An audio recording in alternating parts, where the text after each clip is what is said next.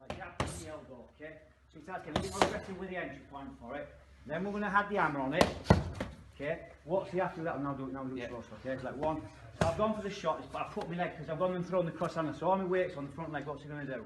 Take that and put my head right on the other side.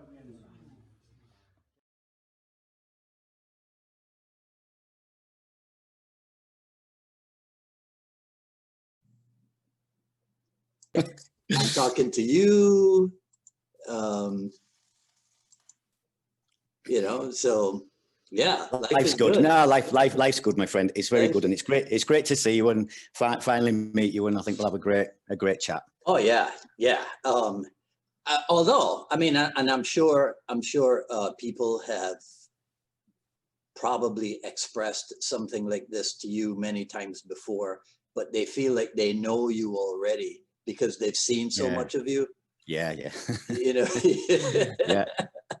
Right. It's really nice. It's really nice as well, Dwight. At this, at this age, it's just nice to be just doing nice things and meeting and networking with nice people. It's just, I really, really feel quite grateful at this stage of my life. Yeah, well, I think that sometimes that's a part of that's a part of how should I put it? It's what people don't know they should be feeling, right?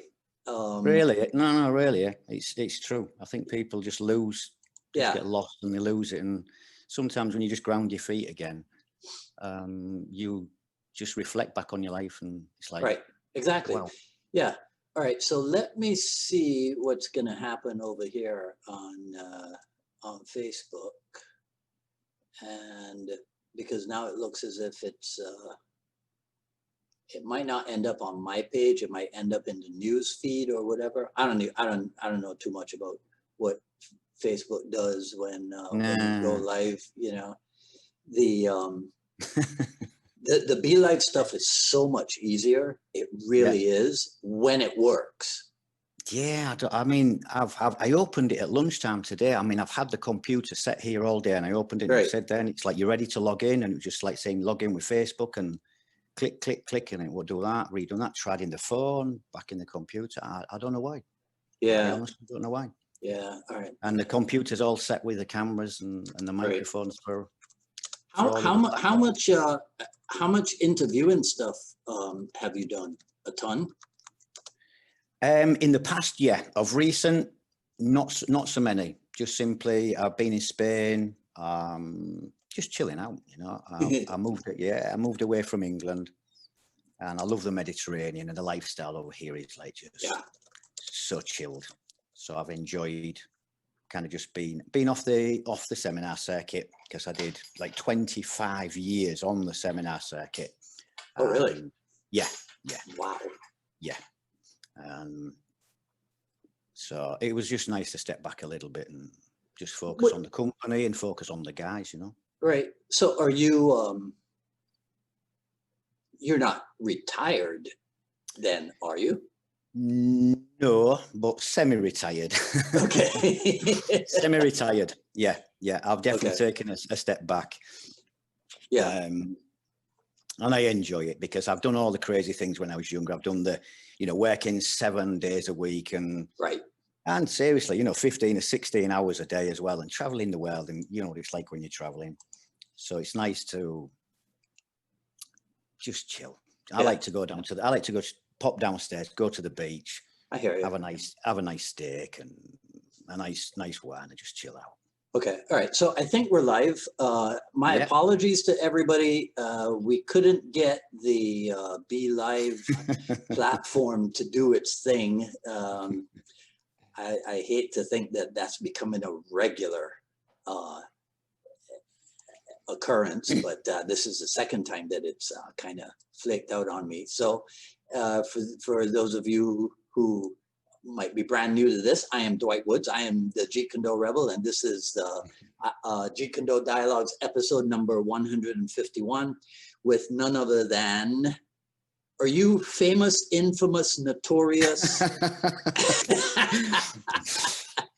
Probably everything good and everything bad mixed. Yeah. Yeah.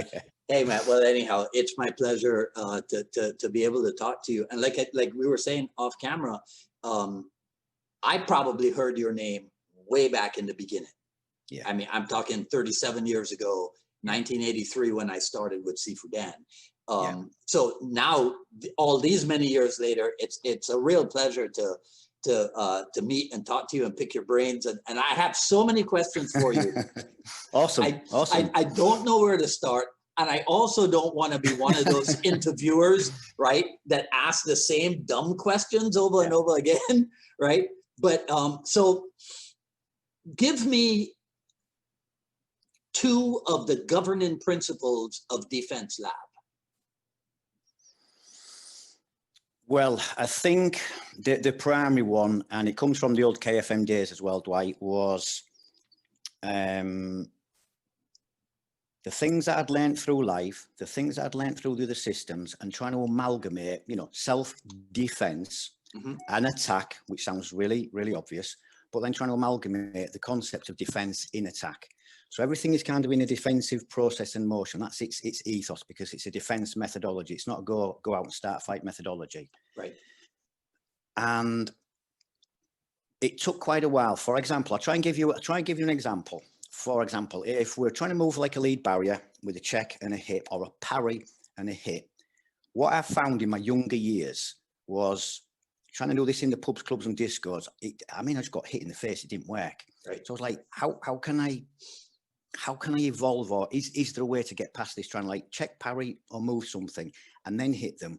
Or is it, you know, is it possible to like find a defense system that attacks and kind of, it's like, that's like the Pacsowing, but that would be the replacement, but it's like a destruction and then follow in with it. So I think a big principle and concept behind it is defense and attack. But where does that come from? Cultivation of human instinct. Now, I think you and everybody out there knows as well, and these are just like the old flinch factors and everything. But I mean, if you slap something in the face, you know, I mean, their hands pop up. They don't jump into these fixed positions. This is instinct. Yes. So really young, I mean, I'm talking like super young, 14, 15, 16. I kind of understood this a little bit back then, but I was too young to truly understand and value it. So I was playing around with this. I just didn't quite totally understand it myself because it was completely new. And we'll get to this kind of probably a little bit later in some of the other questions when I connect it to KFM. But this is what I found, and I'll tell you. Let me take you into a story from this, like the concept of the defense becoming a defense in attack. Right.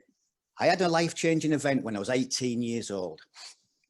And the guys out there that know me, I mean, they know this story, but I was walking home from the city one night with a friend of mine. I was 18, and I'd been doing Wado karate for many years, and I'd got to 18 and I thought I was Bruce Lee. I mean, I thought I was Bruce Lee. And I was walking home from the city one night with my friend who was about 23 years old. Big guy, like 6'3", 6'4". And there was these 5 guys sat on a wall, eating classic English fish and chips. So we're just walking. Eating classic English fish and chips, I swear, honestly.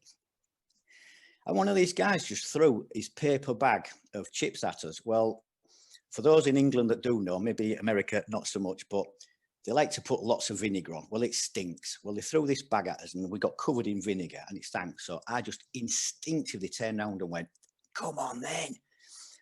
Obviously, all 5 of them stood up, obviously.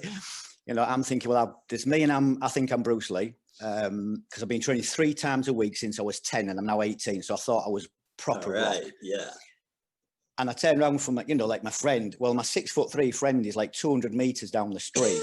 So by the time I look around and I go like, oh my, and I turn back around and I'm just in the mix of this thing and I'm like, oh, but, and I'm trying, you know, I'm trying to do some of these things and I'm getting proper hit. And this was the first time, Dwight, that I actually felt I was in a fight with men, not boys, because I was 18, but they were like 21, 22, 23.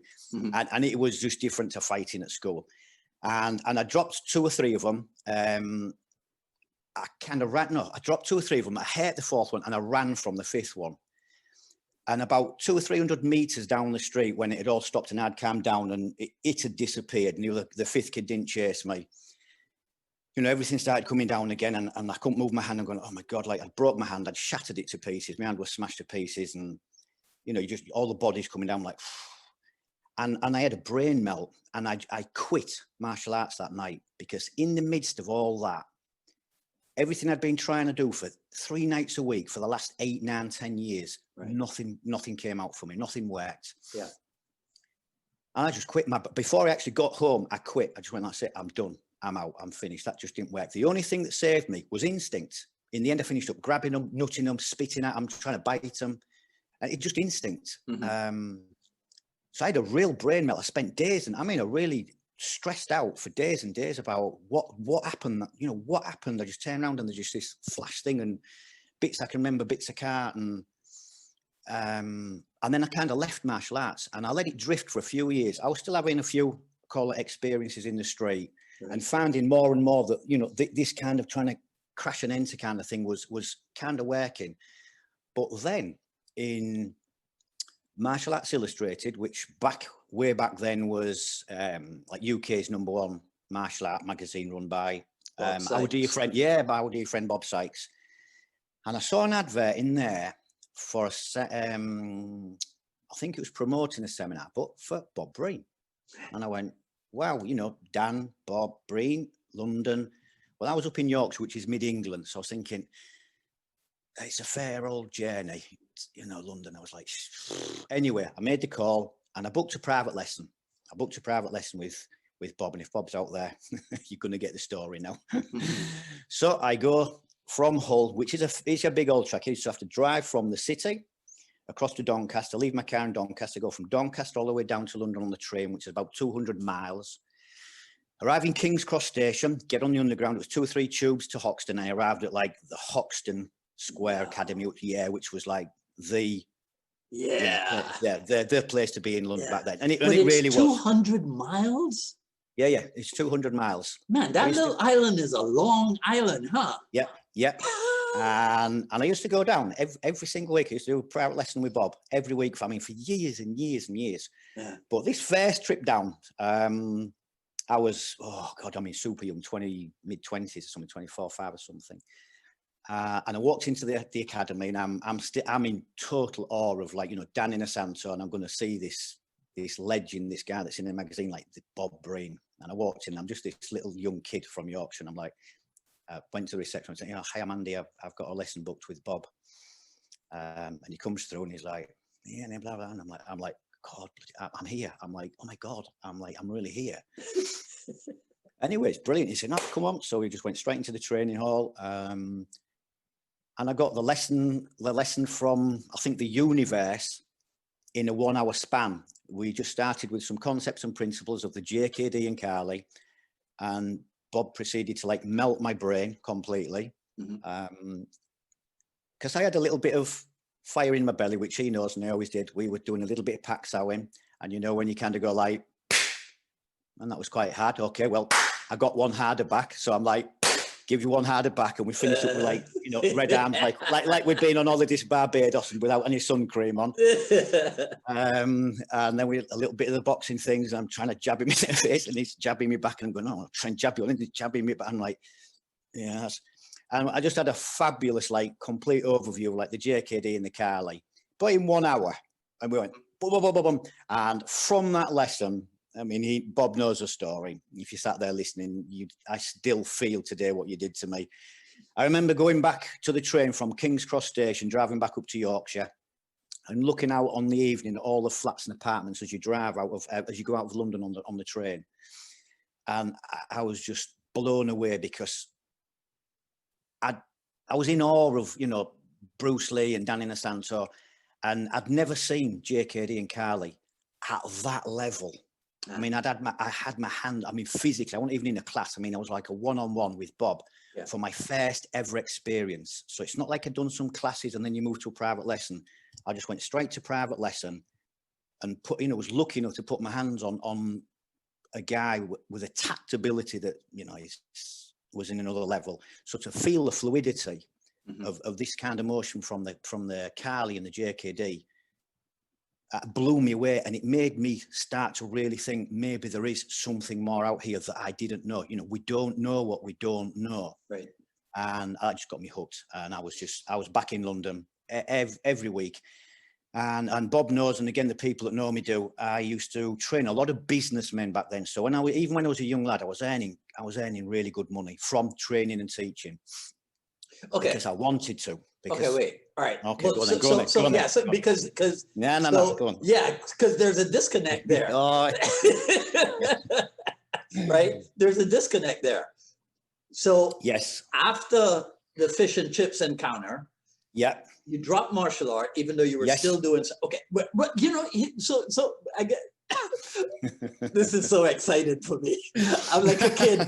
I'm like a kid in the candy store. All right, explain this to me, because does everybody who trained with Bob Breen have a life in the clubs? It's very possible. It's very possible. Everybody from England seems to have Bob Breen, yeah, and working the doors, right, yeah, as a commonality. Yeah, I think, you know, I think back in that era, I mean, it's, you know, it's actually really nice to say this, even like, you know, Bob and Phil out there and all the guys out there. It's really nice to just say this next part.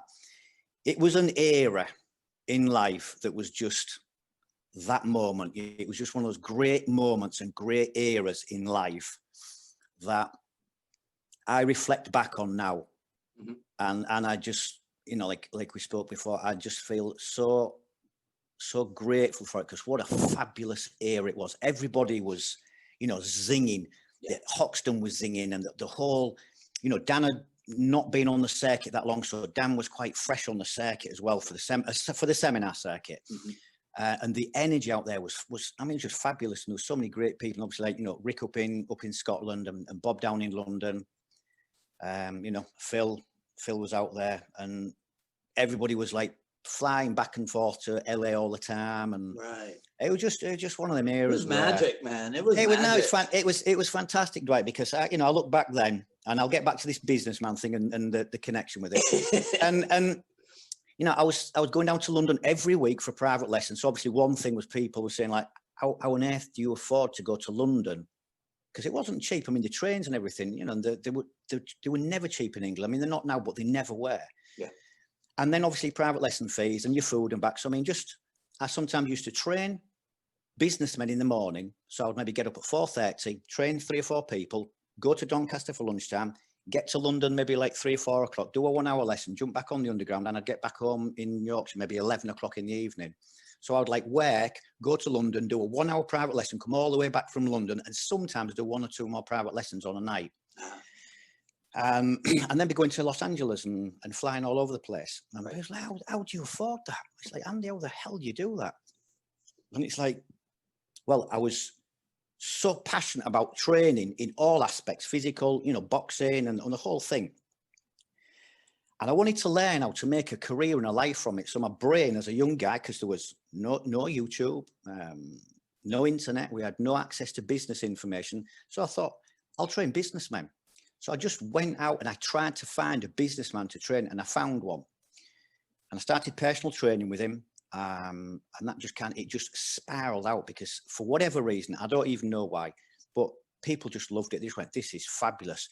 Can I give your number to my friend? I'm like, absolutely. Yeah. I said, I'm trying to grow the thing. And it's like, and literally within 6 months to 1 year, I mean, the business was banging. And there'll be Paul Stroud out there if you're there, Paul. I mean, Paul knows. I mean, within a year or so, I mean, I had hundreds of businessmen on private lessons. If I used to go away, I would be leaving 10 to 14 private lessons a day, 6 or 7 days a week. And I had to cut that down to 2 or 3 for people because they couldn't cope with it all.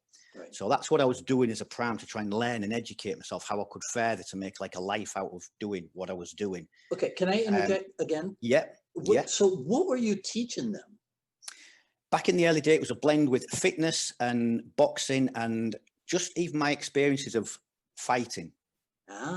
People were interested in self-defense, and, you know, I was priming, and it was in the early days and the early stages of this. But even back then, I was one of the first guys I think even in the UK, I had pro blood cholesterol machines. So I used to be able to do everybody's blood cholesterol, check all the spirometers, like the volume and lung volume and things. I had all these electronic machines, and they're all new out on the market, all portable digital machines. And I went on training courses for all these medical things, because you had to have the training course to actually be able to operate these things. So I accumulated all this extra information, certifications, to be able to, like, take blood from a person. So you have to do a special certification to be able to prick somebody's finger and draw blood. And I'd done all this, so I could do this. So these businessmen would say, God, this guy comes to my house, he checks my cholesterol, he does all my fitness. I do this lung machine thing. He does all my diet for me, and I'm working this training. He's showing me some self-defense. And I mean, I just started. I just wanted to start, and I just did it. I just got straight in there. Yeah. Wow. And it just spread by word of mouth. And literally within 1 or 2 years, I mean, I was just all around the city, and everybody and all business sectors, from people that, manufactured caravans to glass to building houses, all the different business sectors and families, they all knew me. And that's what launched me. And the lessons I learned from those guys enabled me to turn this passion into not just a way of living, but into, I've done, very big things with it and very great things with it. Yeah. But it's because I thought it in the beginning, I really wanted to make this a way in life, but not just a way in life. I wanted to achieve something. I've always had a bit of an anarchic character, a bit of a rebel, Bob knows. A non-conformist. I've been like that all my life, and I just wanted to go out there and just kind of like teach the world. That's what I wanted to teach the world. Right. And there was one businessman in specific that I trained, Jack Brignall, and he was a mentor. And I was only maybe in my mid 20s, 26, 27. And he said to me one day, I'd gone to train him, superb man, very, very rich man. And he just said to me, he said, Andy, what do you want to do with all this training? I said, I want to teach the world, Jack. He said, well, why aren't you? And obviously as a young lad, I went, well, it's not that easy, Jack. You're in quite a cool position, and I'm like, just not really knowing kind of quite how and where to go yet. That's why I'm speaking to you. He said, well, what do you need? I said, well, I need a network of instructors. So how are you going to do that then? He said, tell you what, go away and write a plan and bring it back to me next week. So I went home and I came back, and I'd like the ways in which I thought, because again, there was no internet, no social media. It was like, it would have to be cold calling, physical contacting, or physical networking. But I found a kind of way in which I thought I could do it. And I took it back to him, and he looked at it and he went, yeah, that's pretty good. I said, what are you waiting for? Oh, well, yeah. He said, off you go. Go on then. He said, show me. Go and do it. And that kind of spiked the initial journey. So it's Jack Brignall, an older guy, a mentor, that reinforced what I thought I could do. But he just went, what are you waiting for? Go and do it. Mm-hmm. And I did. So that was kind of like the beginning of turning it into a company and not just a one-man band. Right. That's where it transitioned from me just being a solo guy to thinking, right, if I'm going to try and build something, I need a team of people, I need a unit, I need to train people up, I need to have great people that are not just, and because I don't like this, an assistant instructor or people under me. It's like, no, I need to replace me. I need people that are fabulous. And over the years, I mean, again, we'll probably get to this a little bit later on, but I built massive teams and fabulous people. I mean, some amazing people. And they all came with fantastic attributes and gifts anyway. But at that moment in time, again, it was that era where people just loved, they just loved this vibration and all this, I don't know, they just loved it. And I didn't just have 1 or 2 assistants. It finished up being like 20 and 25, but I mean, all fabulous levels, all pretty much, the same as me. I mean, I'm supposed to be the guy, but in the end, they're all amazing. I mean, they were all fabulous. So I had a massive team of guys that just lived and breathed what we were doing, and it started to give, like, a heart and a soul to this little young lad from Hull that had a bit of a dream that all of a sudden is like, this is starting to, like, give life and started to pulsate, started to spread into different countries. And what was the name of that organization? Well, now I'm going to link back to Bob Breen again. Okay, so before we started that organization, which ultimately became KFM, the Casey Fighting Method, which we were notoriously famous for in the early 2000s and 2003 and 4 for the Hollywood thing. But I'll tell the story so I have a nice consistent way throughout all the whole thing began. So I'm doing all this training with business people in the UK because I'm trying to, like, you know, find my life. I'm going to train with Bob, and that started me on a new martial art path. And then obviously I started splicing the two together. And then, sorry, Bob, I've got to tell this story. Sorry. Okay, so we are set to go on a trip to Spain. And Bob said, would you like to come to Spain to teach a seminar with me? We're going to go and teach this Spanish gypsy guy. So I said, yeah. I said, I absolutely love to go. I would absolutely. So it'd be a real honor. So here the story begins. So I start my track again from Hull, drive to the train station, the train down to London, from the London into the underground, couple of stations and things. I arrive at Hoxton and walk into the academy, and it's like, I made it, Bob, I'm in time. It's like super excited. I've got everything. I'm just good to go for this seminar. He said, okay, great. He said, I'm just finishing off a thing and we'll get off. And I'm start looking at the clock, and you know, Bob, and I'm kind of going, we need to go soon. We need to go soon. And it's like, yeah, go on. Anyway, we get in the taxi and we arrive at Heathrow Airport, London, and we're close on time, eh? We're pretty tight on time. I'm still a little bit stressed already. I've got little beads of sweat and I'm a little bit red and I'm just a bit flustered.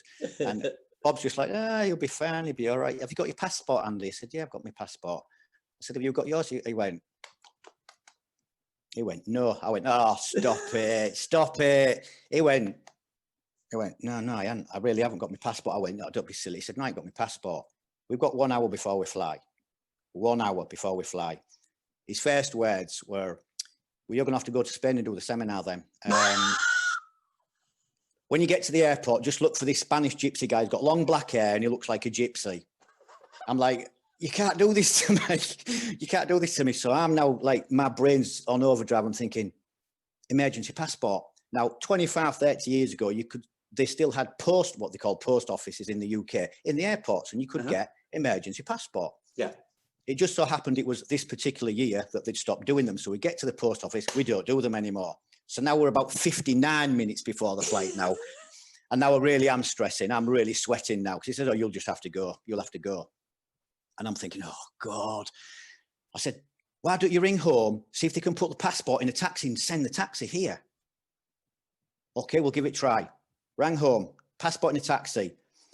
We're down to the last 10 minutes, 5 minutes before the flight. I'm up at the gate, stressing. I'm like a tap. I'm just dripping in sweat, just stressing like mad. The girl is saying, we're closing the gates. I'm awfully sorry. Bob's on the telephone going, I've got my passport. I'm on my way.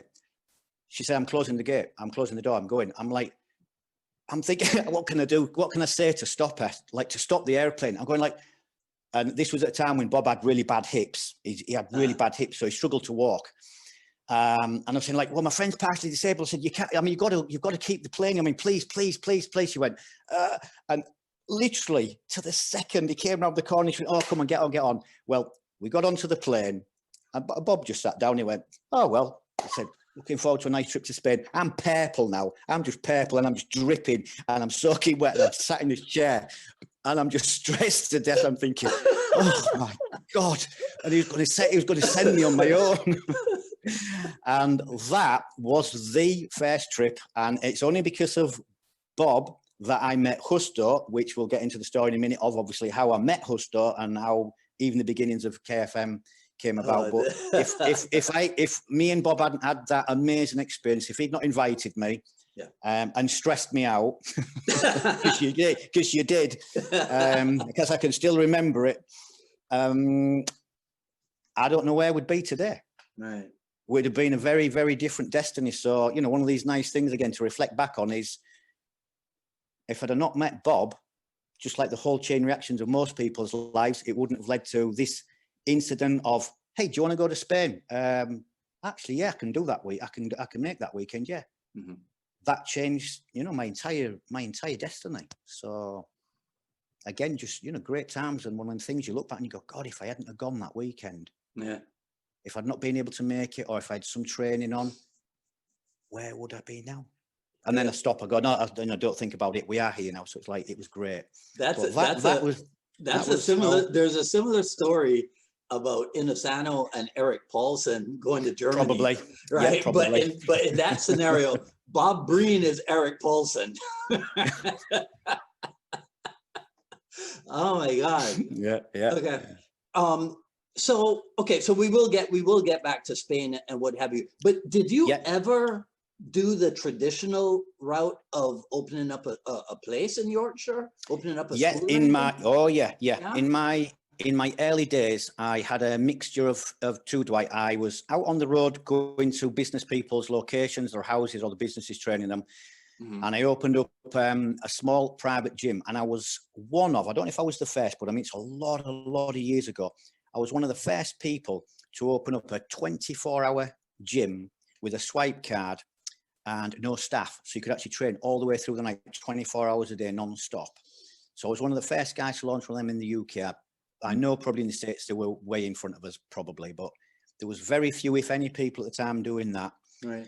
So I had the gymnasium going. I taught martial arts upstairs, and I was still out on the road teaching businessmen. And the way I started teaching martial arts was, I kind of said to the people in the area, I said, look, I'm studying JKD with this, and I was showing the magazine going, oh, this guy from London, Bob Breen and Danny Santo, and I was like, oh my God. And I said, but I'm kind of just in the early days, I'm just starting this, but do you want to train? And people are like, oh God, yeah. And I was just honest with people. I said, I've only started 6-7 months ago, and I'm just kind of getting going with it, but do you want to train? And they were like, yeah. And so even that started, I just thought, well, I'll start. I mean, I'll just start with it. If I'm just honest with people and say, well, this is what I'm doing. This is where I'm going. Yeah. This is who's teaching me. And it's kind of all coming down from like the Bruce Dan kind of lineage. And people were just, yeah, because back in my old city, and again, back, 25, 30 years ago, Dwight, all there was karate, boxing, and judo. Right. That was pretty much it. There was not much else outside of the old classics of judo and boxing, which obviously are awesome, and I've got some stories on that. And the karate, which is great, but wasn't for me. Mm-hmm. Great, but wasn't for me. Yeah. But yeah, I started. It was quite a small place when I first started, but quite quickly expanded and built. And I built all my schools up to. The biggest one we had was about 700 students in one unit. Was the biggest school we did. Yeah, it was the biggest school that I ran in one unit. One unit. So I've always had big schools, and they always did really, really well. And so that again helped the journey as well. What was the mix? Was it all adults? Was it kids and adults? No. I went through the full range, because in the early days when I was younger and I had the energy, I used to train kids from 5 years. All the way through. I had one guy, an older guy, he was about 68, Mike, and he was a machine as well. So at that time I was training 4 and 5 years old, and the eldest guy was about 68, and everybody in the middle. Right. I had loads of energy back then. I was just buzzing all day long, and I could just do class after class after class after class. Yeah. I can't do that now. I can't do that now. No. I like the beachfront too much now. Yeah, and you it's a good thing you don't have to. No, luckily no. Yeah. So okay, all right. So should we do Spain now? How you ended up staying in Spain or moving to Spain?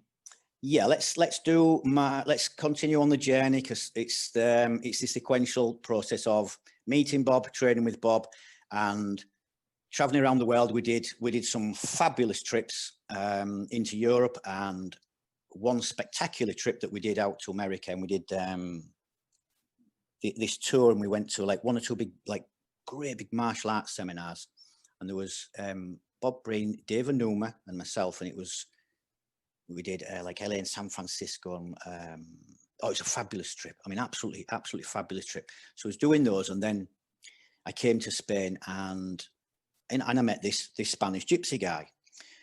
Now, I don't know what it was, and I don't know why. I look back and I still try and analyze why, but there was just a spark between me and Justo. I don't even know what it was, but there was just a spark between us. There was something about him. He couldn't speak much English, and I couldn't speak any Spanish, but we managed to find a way to communicate, and so there was just something. There was just something. I can't even put a finger on what the first thing was. And I said, I'd like to come back and see Justo. I said, I've got a friend whose mum is Spanish, so she could maybe call you and speak to you in Spanish and try and set a trip up, and I'll come back. And he just went, yeah, okay. He didn't seem much enthused or not at that time, but I was like, yeah, okay. Anyway, I came back, And we just got into the thing a little bit, and he started introducing me to like his side of life a bit. And he does come from the Spanish gypsy side of life. And, you know, and one thing, even as business partners, we separated a few years because of differences in life, but, you know, he was a talented guy. And I mean, he could fight. He came from that side of life, like the Spanish gypsies. For those that don't know, I mean, the Spanish gypsies, you know, they don't mess about. You don't mess with them. You know, you don't mess with them. So kind of introduced me to that side of life, and just things started to come out. And he was like, and I was like, oh, so you? Well, I've been doing this, and we just kind of gelled. Yeah, we just gelled a bit, and I'm still training with everybody, with Bob and everything. You know, life was great, but I was liking this specific thing. And again, if I analyze it, I don't even know why. It just fed. It's like an artist. It just fed something. It just did something inside. I was like, I don't know, but it's like, I'm going to follow this path through the jungle because I think there's something there that kind of fed my deep inner need, and reflecting some of the things in the pubs and clubs as well. Because I mean, I did have, when I was younger, and there's a few guys out there who'll know, you know, I mean, when I was younger, in English you say boogalugs. I mean, I was a little man with attitude, you know. I was one of them classic guys where they kind of like, you know, little guy with attitude kind of thing. Little man syndrome, they call it, don't they? Did people ever do that to you when they meet you? They go, I thought you'd be bigger. Yeah, everybody. Not just somebody, Dwight. Everybody goes like, oh, I thought you'd be bigger. I'm like, I can't say what I want to say. It's like, just. And because of that, obviously, when you're in the pub and club and people, and it used to wind me up because it was the bully and the arrogance of the people. It was like, blah. So I just wanted to fight. I was like, you're a bully because you're only saying that because I'm little. So I wanted to fight them just because the fact that they were doing that.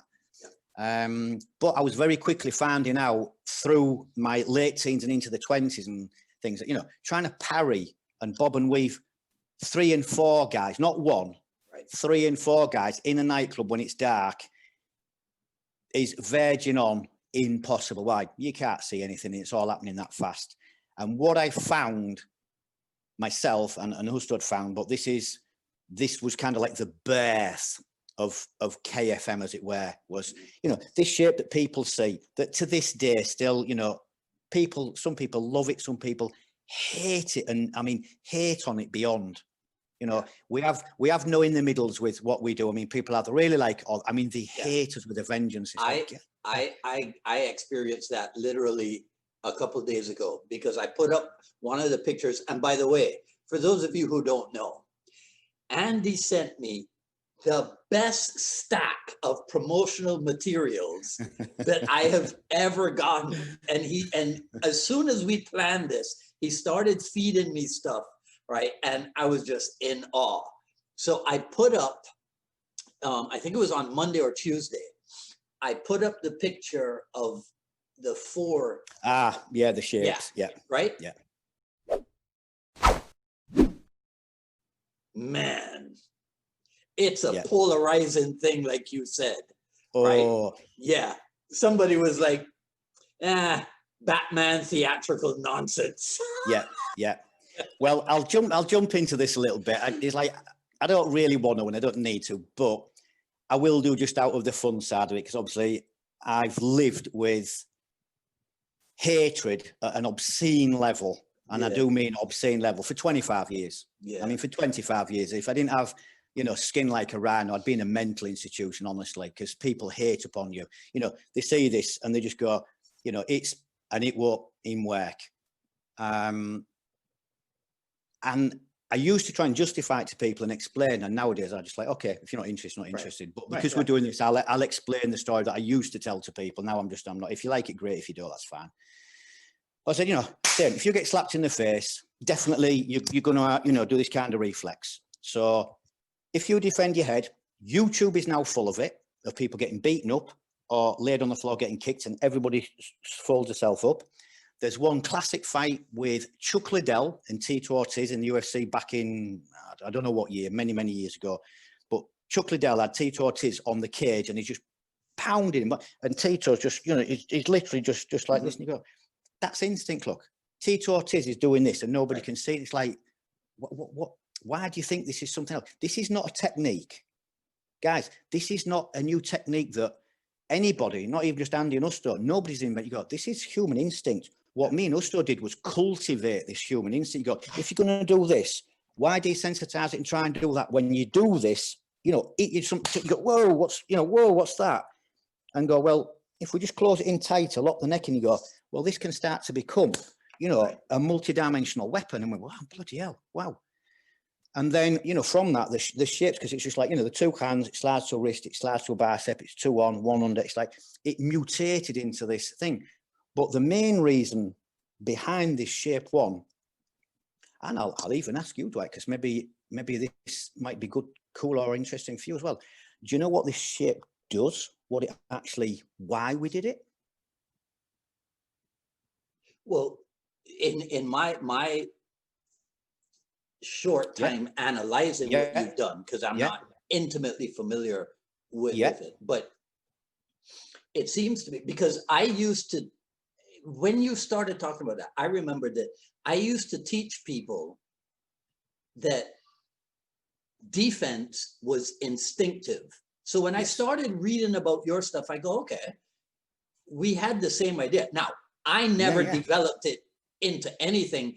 I just told people that in training with me, we will cultivate that instinct into something counter-offensive. But if the question is why you do it, I don't know that I have the answer for you. But it is definitely a structure that will buy you a couple split seconds that you need to regroup and then do your own thing. I mean, that's the best I can come up with. Okay, so I'm going to go back and use a process developed 25 years ago. And this is sometimes, I guess, the sad bit that I wish I could express to everybody, but unless they either, like, you know, train or come and see us, you can't. And the first instinct is they see a photograph, react to the photograph, and then they're going to go, that's, you know, it's crap or it's bullshit. So we've got our 2 knockout points of our temples. So obviously if we get hit in the temples, we're probably going to go down. If you get hit on the jaw, we're probably going to go down. If you get punched in the neck, you're probably going to go down. And obviously hit on the back of the head, we all know you see stars and you fall down.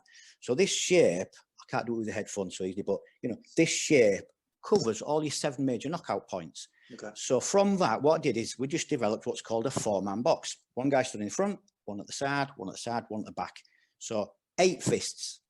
And we just had an experiment. And in the early days, even I didn't know the answer. But what I did know is in the pubs and clubs, people do headhunts.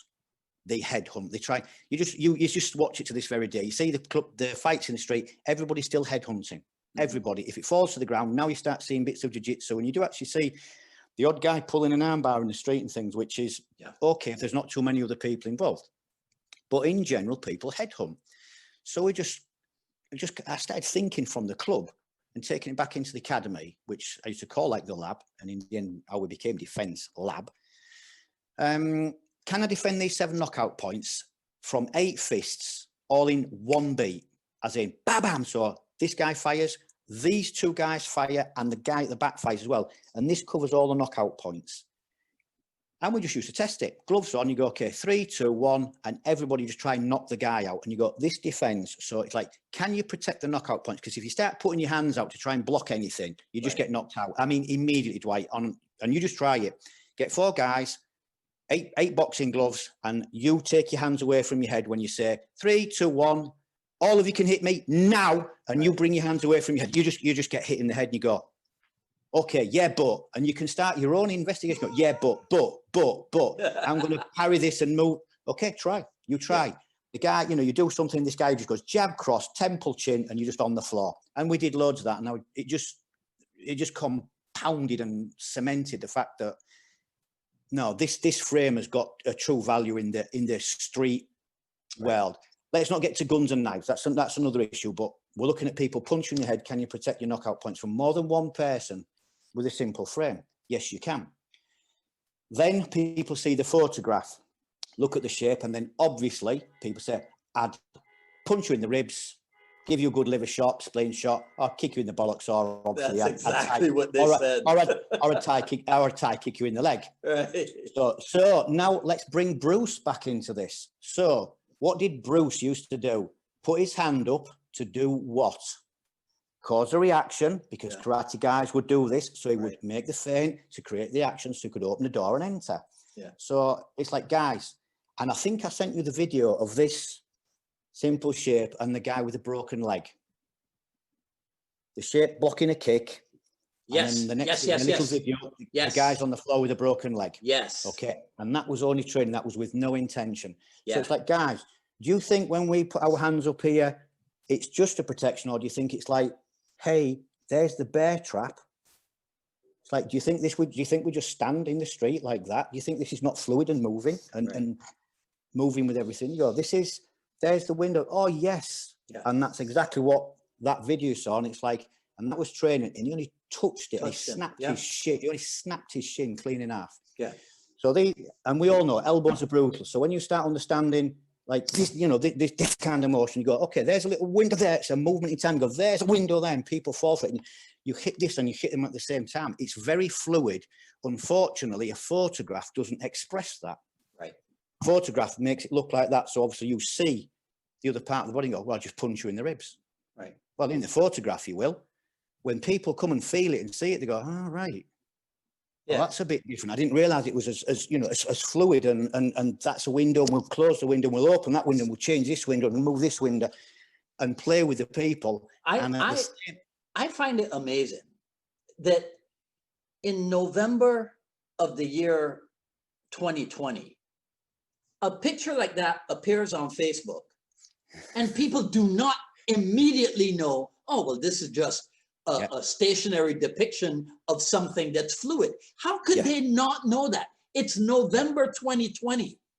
Yeah, I know. It's not the start of humanity. I've battled with this all my life, Dwight, and again, the guys up there, Phil and Bob, and all my friends out there. They know. They've gone through their own journeys and battles to try and get people to see their great things that they've got. Unfortunately, in the martial art world, as we all know, and especially if we're a little bit older, we all preach respect, discipline, honor, blah, blah, blah, blah, but very few people truly practice it. The martial art industry, in one aspect, quite sadly, is the first to rip into everything and everybody. Yeah. Guys, it's really simple. If you don't like it, move on. And I mean, some of the hate and vengeance that, I've had across the years is, it's obscene. But I have like an analogy. So I'll give you what I consider an analogy that people can, recognize. And you kind of go, well, yeah. And then it makes us realize how stupid what many of us do in the martial arts really is. If we go to an art gallery and you look on the wall and you see a fabulous painting, but it's influenced with, lots of square shapes in it. And, the particular artist expresses, he likes squares in his painting. And next to it is another painting, and it's more circular, it's more fluid, and it's got more circular strokes in it and things. And you just look and you go, oh, I like that. I think that'd look great on my wall. It's squares. And I'm not so keen on the one with circles on it. Do you think the people that look at that art then stand there and go, well, I hope the artist that painted that dies of cancer and his wife and children all die of cancer, and I just want to hate and wish death upon him? And we're all, we laugh and you go, how ridiculous is that? You go, no, that's what people do. They hate upon people so badly and they don't know anything about them. Yeah. And it's a sad twist in our particular thing. That is insecurity fueled, ego fueled. And envy. Yeah. And it's just really sad because it's just not necessary. You love what you do. If you're into anything, don't matter what it is, if you're into Tai Chi, it's awesome. It's great. If you're into Taekwondo, it's fabulous. Even these guys, I saw a video the other day, and people post them and take the Mickey, we say, the fun out of them. This no touch knocking down things. And, even for me, it's like, okay, but I still try and go, okay, if that's your thing and that floats your boat, okay, that's fine. It's just really not for me because I don't quite believe in that. But if you guys enjoy it, that's great.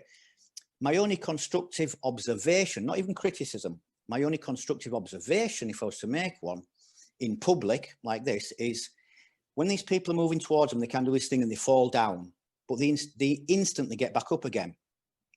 Now, if this was a street scenario and you kind of go, wave your hand, he falls down and he instantly gets back up again, and you wave your hand and he falls down again and he instantly gets back up again, you're going to be stood there for 20 minutes or half an hour, just constantly rolling him down and getting until he gets tired falling down. Yeah. Yeah. So the thing in there is, okay, that's great, but where's the stop and drop? Where's the blunt reality of, like, you know, how are you going to stop somebody? How are you going to just change the emotion and finish a fight, a street fight?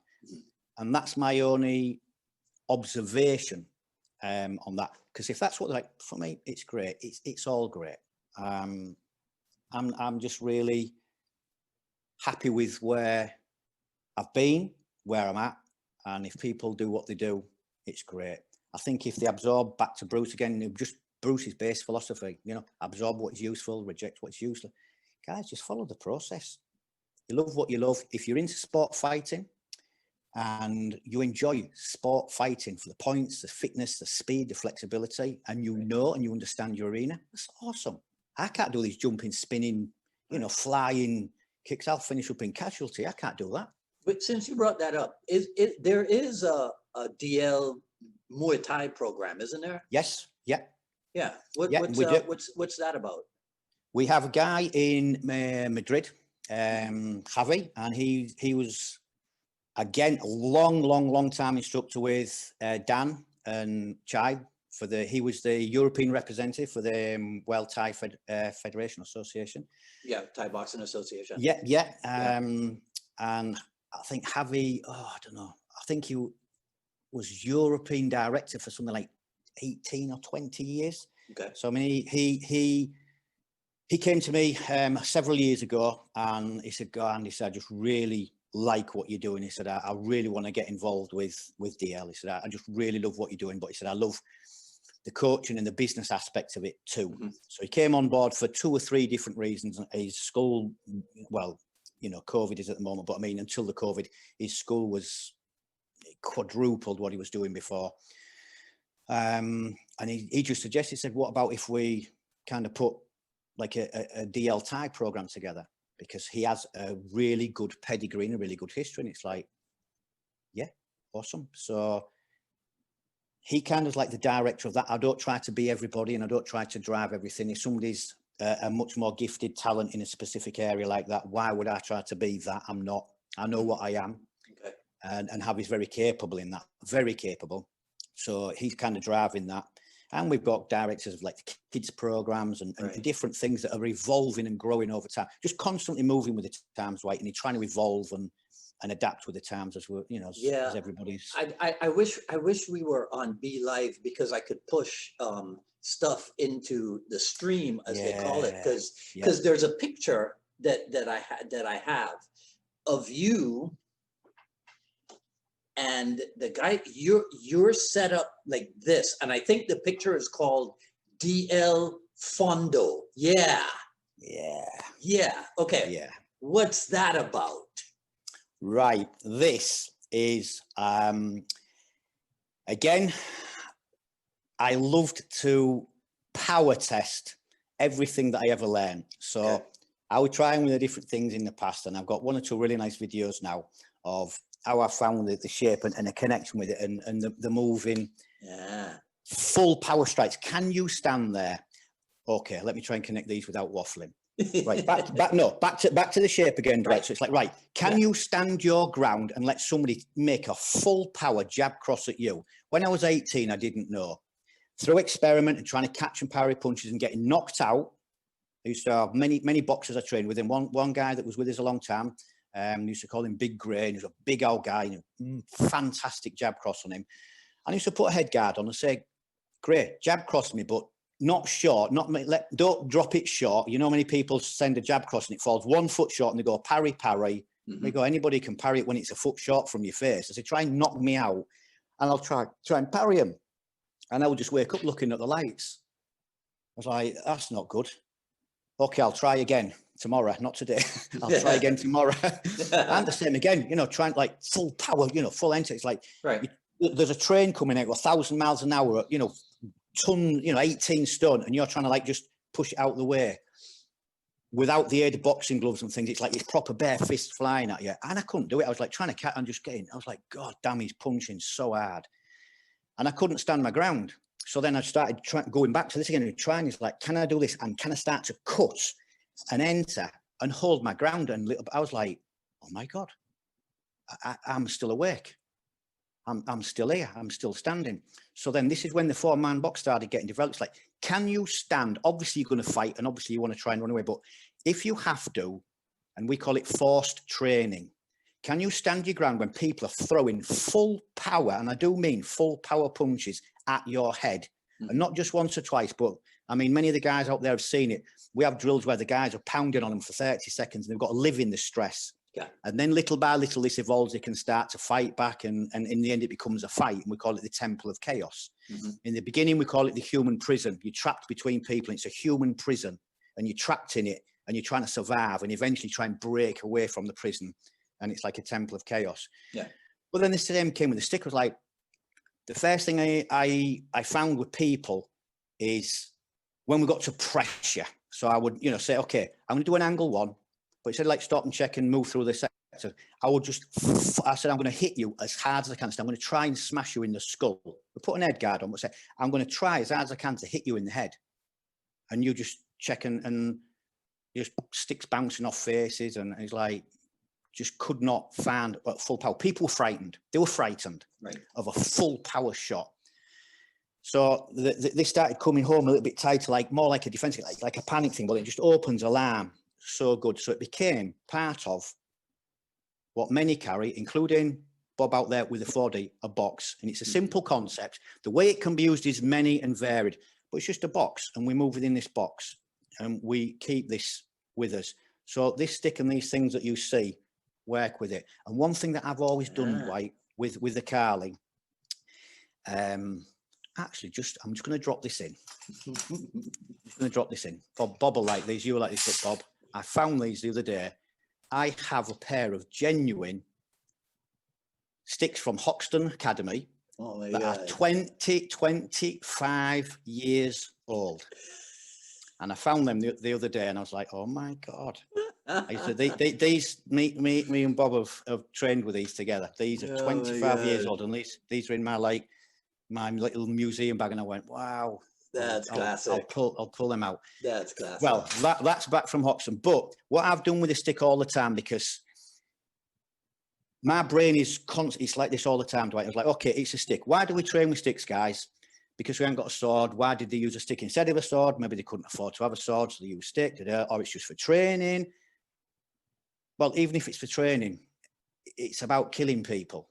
Yes or no, because it's a battlefield art, even if it's a training methodology. So I always used to come back to the beginning and go like, what's my objective? Can I stand my ground against a full power punch? Can I stand my ground against, full power angle one?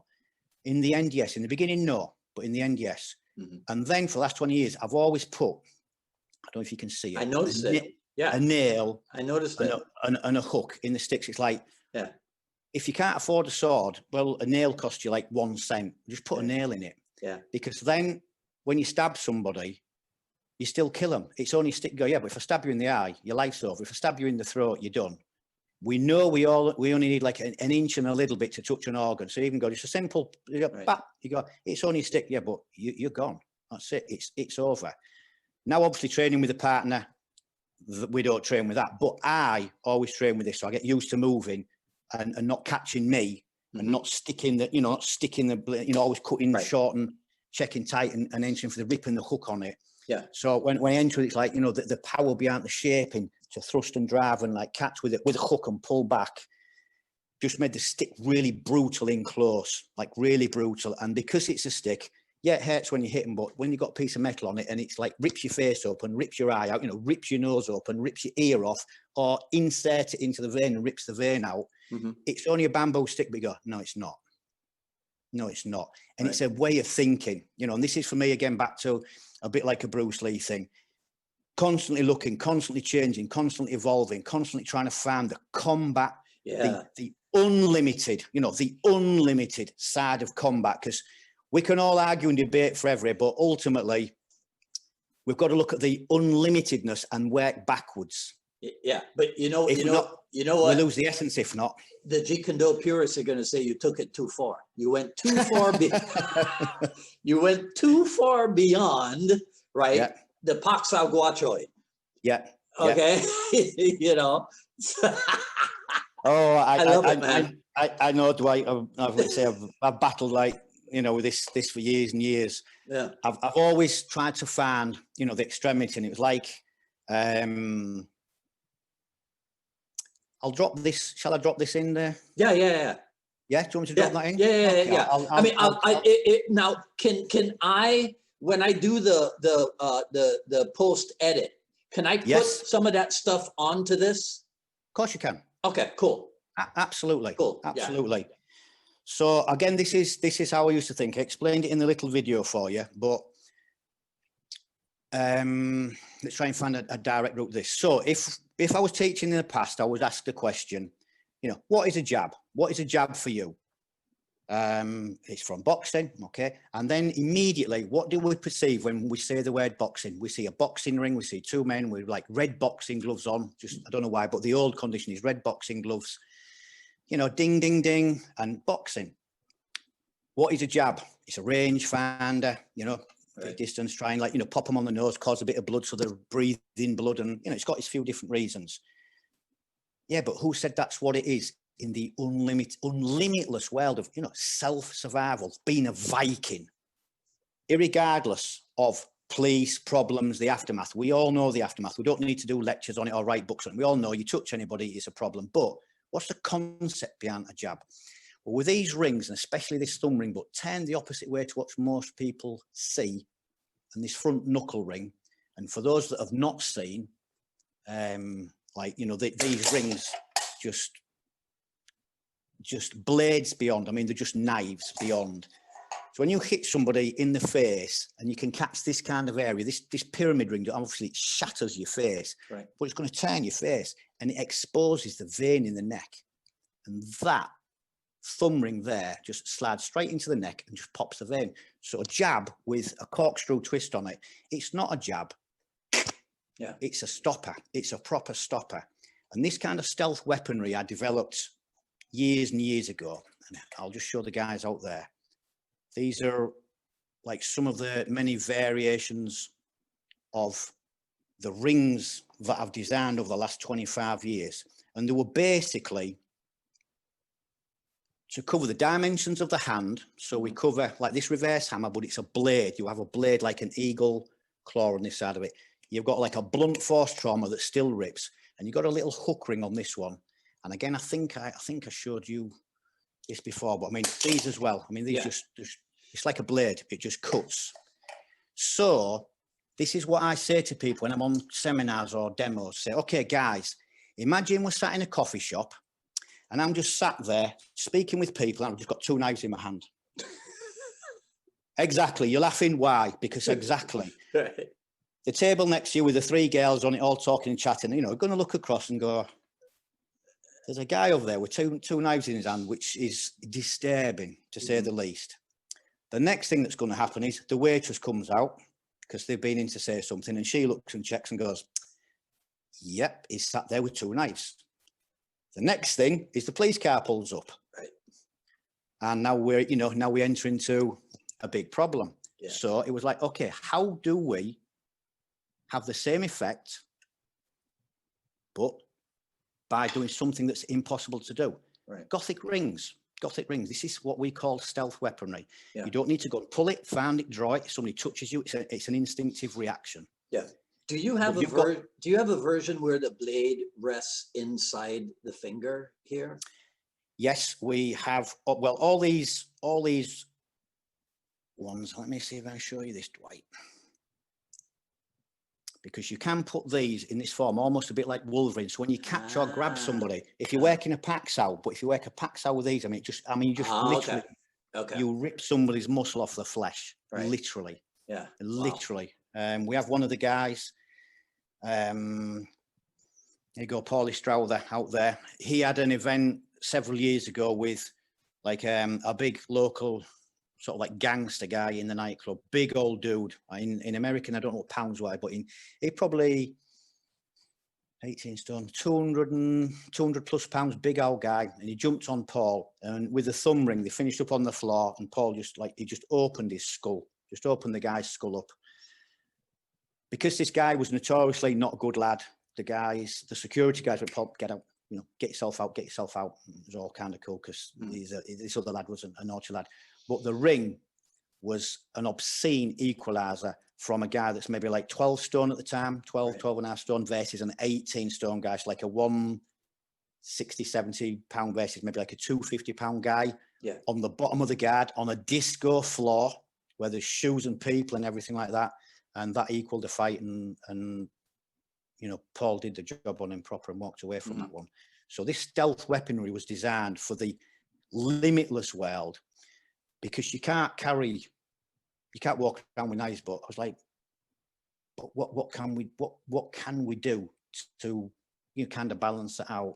And I think I'd said, the initial design behind this thumb ring was from a rear naked choke, being picked up in a rear naked choke when I was younger. And the instinct, I don't care what people say. Anybody that's out there and they know, if you run behind somebody and pick them up with a rear naked choke, you don't just pick them up and stand still unless they're pathetically weak and you're massively strong and you just like grab hold of them and squeeze and put like, you generally drag them backwards a bit, break the balance.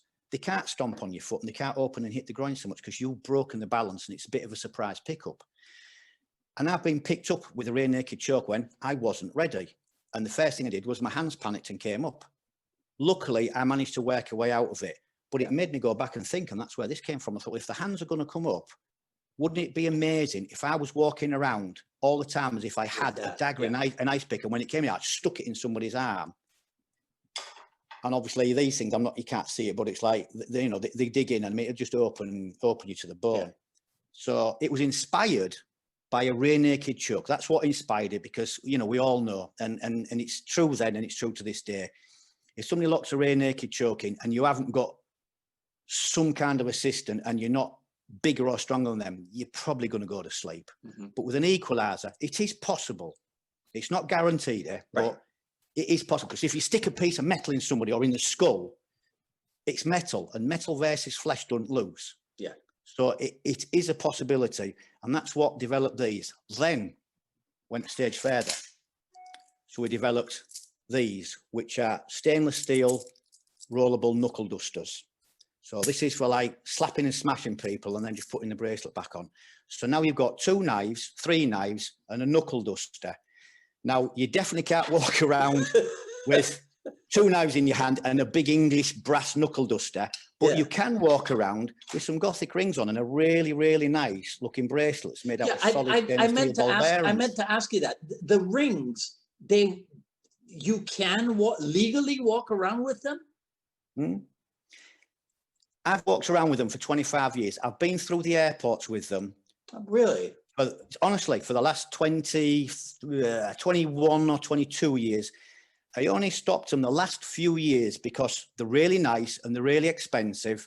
And sometimes in the latter years, the airport security were getting a bit, that's a bit pointy. Yeah. I don't think I can let you on board with it. But it wasn't like, oh my God, you've got a knife.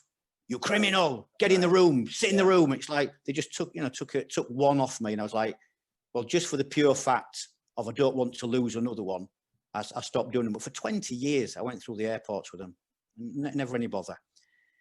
If you do something with it, it's like anything, isn't it? If you stick a pen in somebody and it's in a self-defense situation and somebody's pulling a pen out their eyeball, you're going to get into trouble. Whether it's a ring, a pen, anything, but.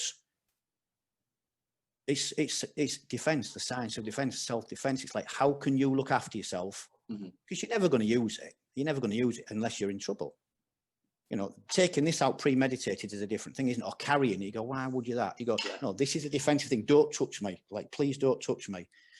And it was just that crossover again. Can you carry a knife around? Yes or no? Yes. But you can't carry that. Yeah. And if you go down to the club with that, and especially in the UK, I don't know what the rules in each different state in America is, but in the UK now, I mean, we've got obscene knife crime. Right. If you get caught with big fixed blades and things, it's like, well, what are you doing with that in a nightclub? I mean, you just, you haven't got any litigation, you're just done. So, I mean, this was, in the end, can you look after yourself against 2 or 3 big, bad dudes that can fight and want to fight? And is it possible to possibly even the game if you don't get knocked out in the first beat? And yeah, you can. Yeah, you can. And the creation of these, so designed. Because in the end, I'll show you the I'll show you the collection. So it was the blades, right? So you got the blades. This is how my brain works. Look, you got the blades, and you got like the knuckle duster. So it's like you can roll the knuckle duster. And you got stainless steel. It's like no. It's like you whip people, but I mean it's like solid stainless steel, and it just pops back on again. And then the other one, and I can't do it because I've got the headphones on, but it's just a necklace, but it's a solid 8mm chunk of stainless steel. Well, we do demos with this where you can crack coconuts and everything with it, but with a necklace. So this is like having a hammer, like a physical hammer, but with a necklace. And like I say, I can't do it because of the headphones, but there's ways in which to take a necklace off of how to draw it. So like you draw a knife, just like you draw a gun, like you draw anything. People, when they take a necklace off, tend to grab it and they pull it and it gets stuck behind your ears and you peel your ears off and you can't get it off. But by putting your thumbs inside, there's ways in which you take this off and wrap it, and it's instantly, it's just a basic strike weapon, but you've got a big chunk of metal. So you've got a hammer around your neck, a knuckle duster on your bracelet, and kind of knives on that, and it's like stealth weaponry. So it's like, can you carry a hammer? No. Can you carry 2 daggers? No. Right. Can you carry a classic English brass knuckle duster? No. Can you wear a bracelet? Yes. Yeah. Can you wear some gothic rings? Yeah. Can you wear a cool pendant? Yeah. So could we find that interesting crossover into Western society where you go on an aeroplane?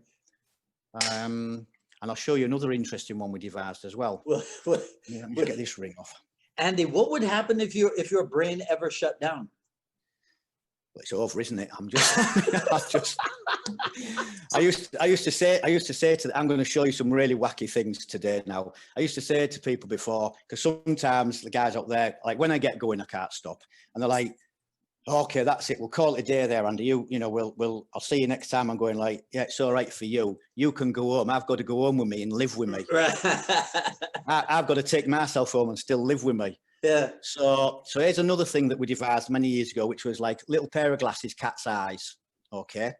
But this was made out of wood, and it's a multi-dimensional knuckle duster. So you can smack somebody in a classic position, reverse hammer, normal hammer, open-handed slap, which obviously like, crack your face and shatter your teeth and everything, but you don't lose it.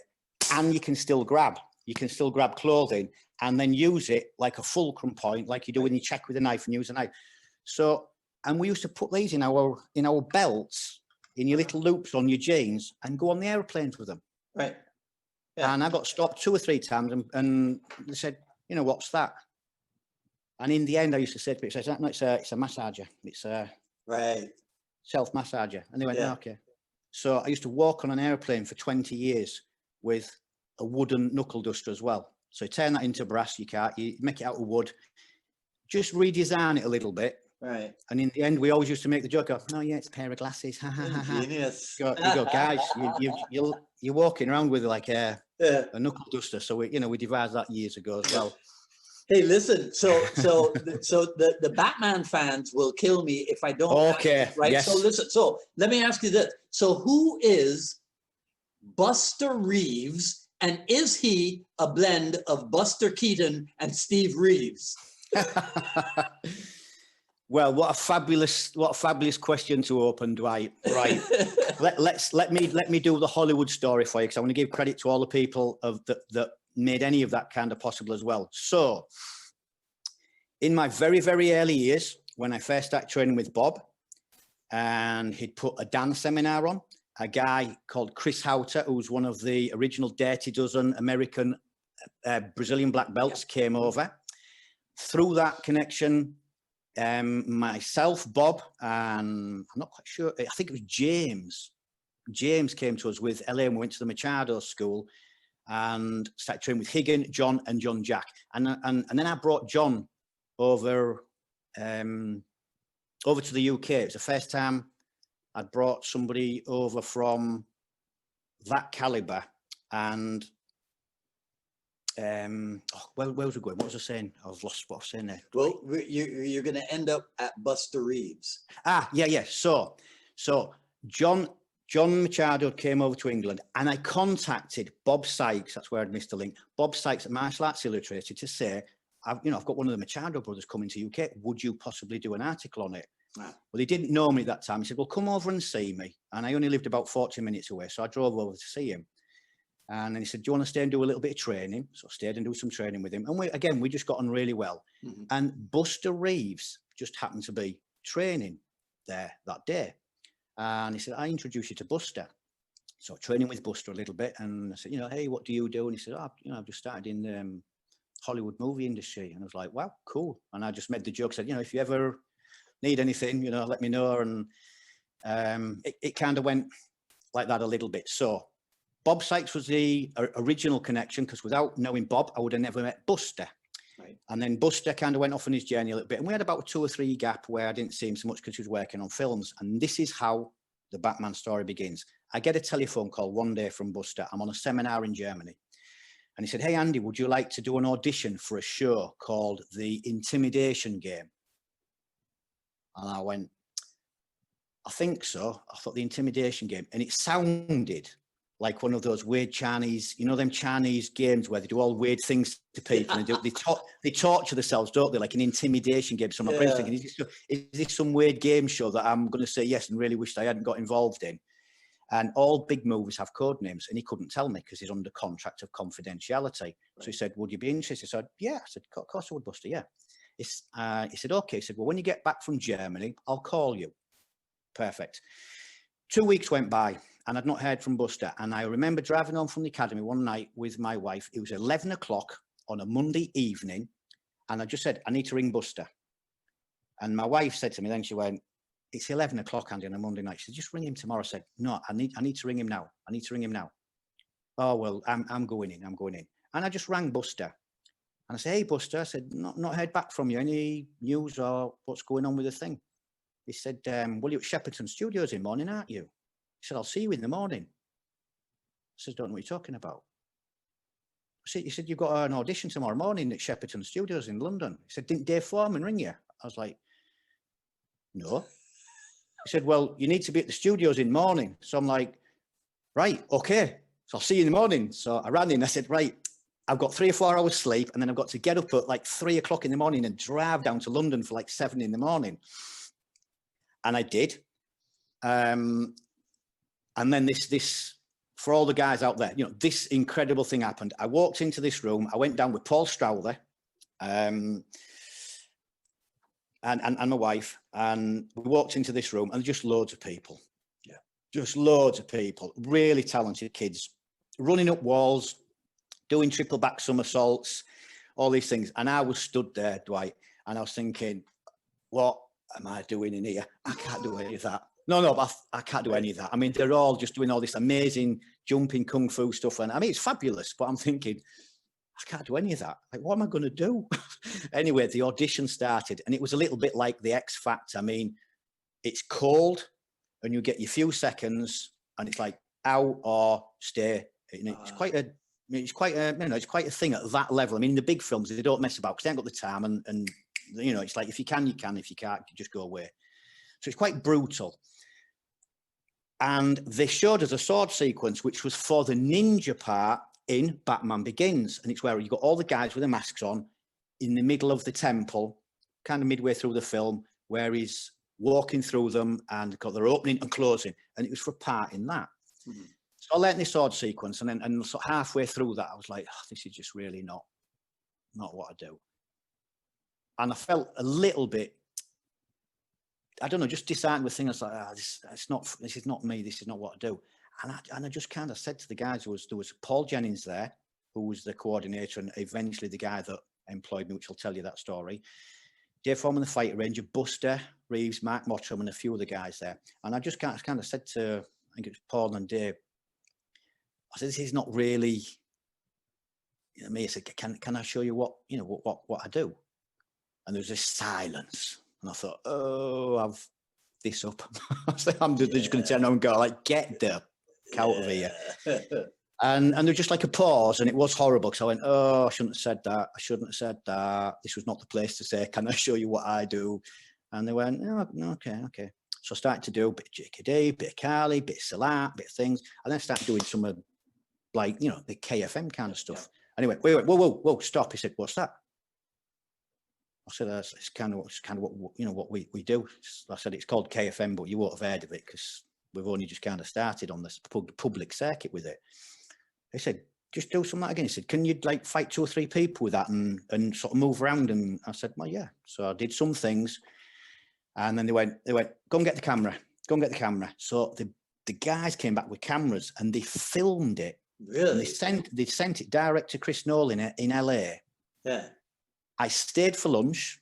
I stayed all afternoon training the stunt guys, and they went, amazing. We'll kind of let you know, but I could feel a vibe. Anyway, I went home for a few days, and then I just got the call. It's Batman Begins. Contract to confidentiality. You start tomorrow. I'm Batman.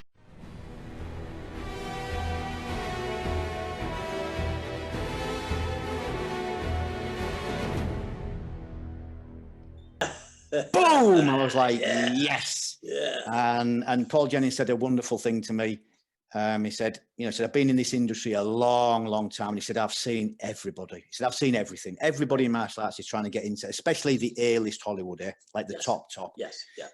The B films and lower end films, they're amazing and you can get in, but the top end is really, really hard to get in. Super hard to get in.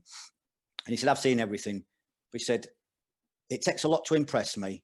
And it takes even more for me to employ you, and you're employed.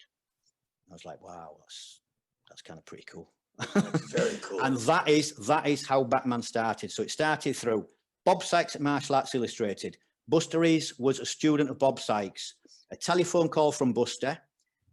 A weird vibration from me one Monday night at 11 o'clock in the evening. If I'd have not made that call, I would never have done Batman Begins, and we would never entered Hollywood. Right. It just came from a one telephone call, and that spiraled in, because when we were on set, within the first few days, Paul Jennings gave us the script for one of the first fights. He said, okay, guys, you go, that mean Husto, he said, you go off and do that. And we went down to one of the training rooms. We did the fight and we kind of brought it back, and we were sat outside Paul's office, and I could see him just looking out, and he was busy. And then he said, like, can I help you guys? I said, well, we've done the thing. And he said, well, what do you mean you've done the thing? I said, well, we've done the fight. Like, you've done the fight already? I said, yeah. I said, have a look then. So we just showed him. He went, you've just done that just now? I said, yeah. It's only, a bit of this now. So it's not. So he said, well, look, if you can do these, he said, there's the other things. He said, if you can do them and get on with it, and I trust you to, I trust you to do the thing, just do your thing. And we just clicked with Paul, and it was like, do that. We just did that, film it, bring it back. He'd look at it, go, that's great. It would go off to Chris Nolan. We'd have meetings. He would maybe try and change a little thing. Right. We would sit and talk between this is where it gets quite, I mean, if you're working on the set, it's really cool, because I finished up with the position that's called a fight consultant. Now, in the top end industry, you've got coordinators, stunt coordinators, fight arrangers, and then you have like kind of consultants. So a fight arranger communicates between like the coordinators and the director, and he's kind of the one that gets the messages in the middle and has to organize things. And obviously will quite often build a choreography. And as a consultant, you get to project all the ideas and obviously construct the choreography and work with it. So it's a really, really nice position to have, because you have quite a loud voice in it, right, and you can get involved in everything. And then when it gets to the nitty gritty, you can just kind of step aside and let the directors and all the cogs and the wheels do what it needs to do. So that was the role in there. And then the consequential films that followed after that, I didn't need to audition for any anymore, because that's a nice feeling. No, because we've done such nice work on it. Right. And then I would just get a call, could you fit this in? And obviously it's like, oh, let me see. Yeah. Yeah, okay. Funny story about that kind of concept. For the Jack Reacher film, I was on holiday down on the coast of Spain with my family, and it was a Tuesday afternoon, and we actually had friends from Italy here as well. And my telephone rang, I picked it up, and he was like, Gail Kirsty. She said, hey, Kirsty from blah, blah. Could you come to LA on Friday? Because Tom wants to see you. Tom Cruise wants to see you and meet with you and talk about this next film for Jack Reacher. So I went, who is it? I said, who is it? I'm thinking, somebody, I said, who is it? She said, Kirsty from Paramount, blah, blah, blah. So she said, Paul Jennings. And I went, oh. I said, oh. So then I realised it's real. Right, yeah. I honestly thought it was somebody winding me up. And but it's real. So she said, can you be in LA for Friday? I said, we'll sort your ticket and things. And it was Tuesday and I'm on holiday. And he's like, can you be in LA on Friday? So I said, just let me check it. So I just put the phone there and I'll go in. You want me in LA, Tom Cruise for Jack Reacher film on Friday? And she went, really? I went, yeah. So we're now having a speed discussion, like a super speed discussion of like, can we get home off holiday? Can we do this? Can we do that? And get me bags packed and get to Los Angeles for Friday. So she went, well, you've got to go and do it, haven't you? I went, yeah, I have. So I was like, yeah, that'd be okay. I'll be able to fit that one in. It's fine. She said, okay, I'll email you the details. I put the phone down, like, yes! I was like, come on! And by Friday, I was in LA. And the meet, okay, I'll explain the meet because this was fabulous. So in the morning, we go to Paramount Studios and we walk into this huge filming hangar that's empty. There's no sets in it, anything. So they're like aeroplane hangars. It was massive. And there's all the stunt guys there, get introduced to Rob Alonso, who's another amazing stunt coordinator and fight arranger in the industry, and all the stunt guys for Jack Reacher.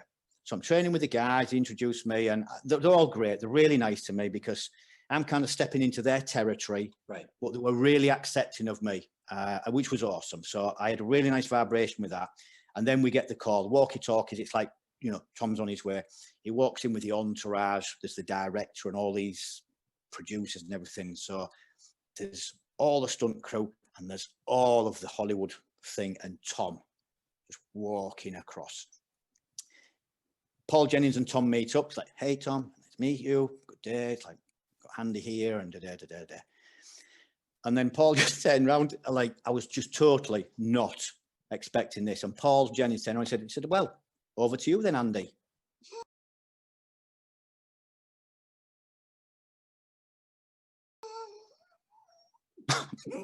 But it was like, boom. I mean, I was just expecting to be stood in the background. Honestly, I was just thinking, they're all meeting, it's protocol, and I just, shut up and stand there. He said, well, over to you then, Andy. And in my brain, all I was thinking in my brain is like, don't this up. So I went, okay, yes. So I said, well, I'll tell you what, Tom. I said, I've got my computer in the corner. I said, if you want to go over to the computer, I put some PowerPoint together and some things in there that I think would be good for the character. I've had a quick little chat with Paul and so I'd like to do that. He said, okay. So everybody just followed me. I'm thinking, this is buying me some time now. Right. This is buying me some time. I'm walking and I'm thinking. It's like I have to do this, off the cuff presentation to Tom Cruise. I mean, got to put this in balance. It's like, even now I'm going like, oh God, this is not a game, Andy. This is Tom Cruise. I've been flown to LA and Tom Cruise is now stood in front of me and there's all the producers and the director, Chris McQuarrie, and everybody going like, go on then. Mm-hmm. Why are you here? Impress us. And you're like, I'm now carrying this. So I go across to the corner, sit down, open the computer, and Tom catches his chair and he pulls his chair really close to me like that. And he goes, so tell me a bit about yourself, Andy. And it's really close to my face. When it's really uncomfortable, you're going like, you're too close. That's too close. Now I'm really uncomfortable. So I went, right. So, okay. So what I was thinking, I said, do you know what, Tom?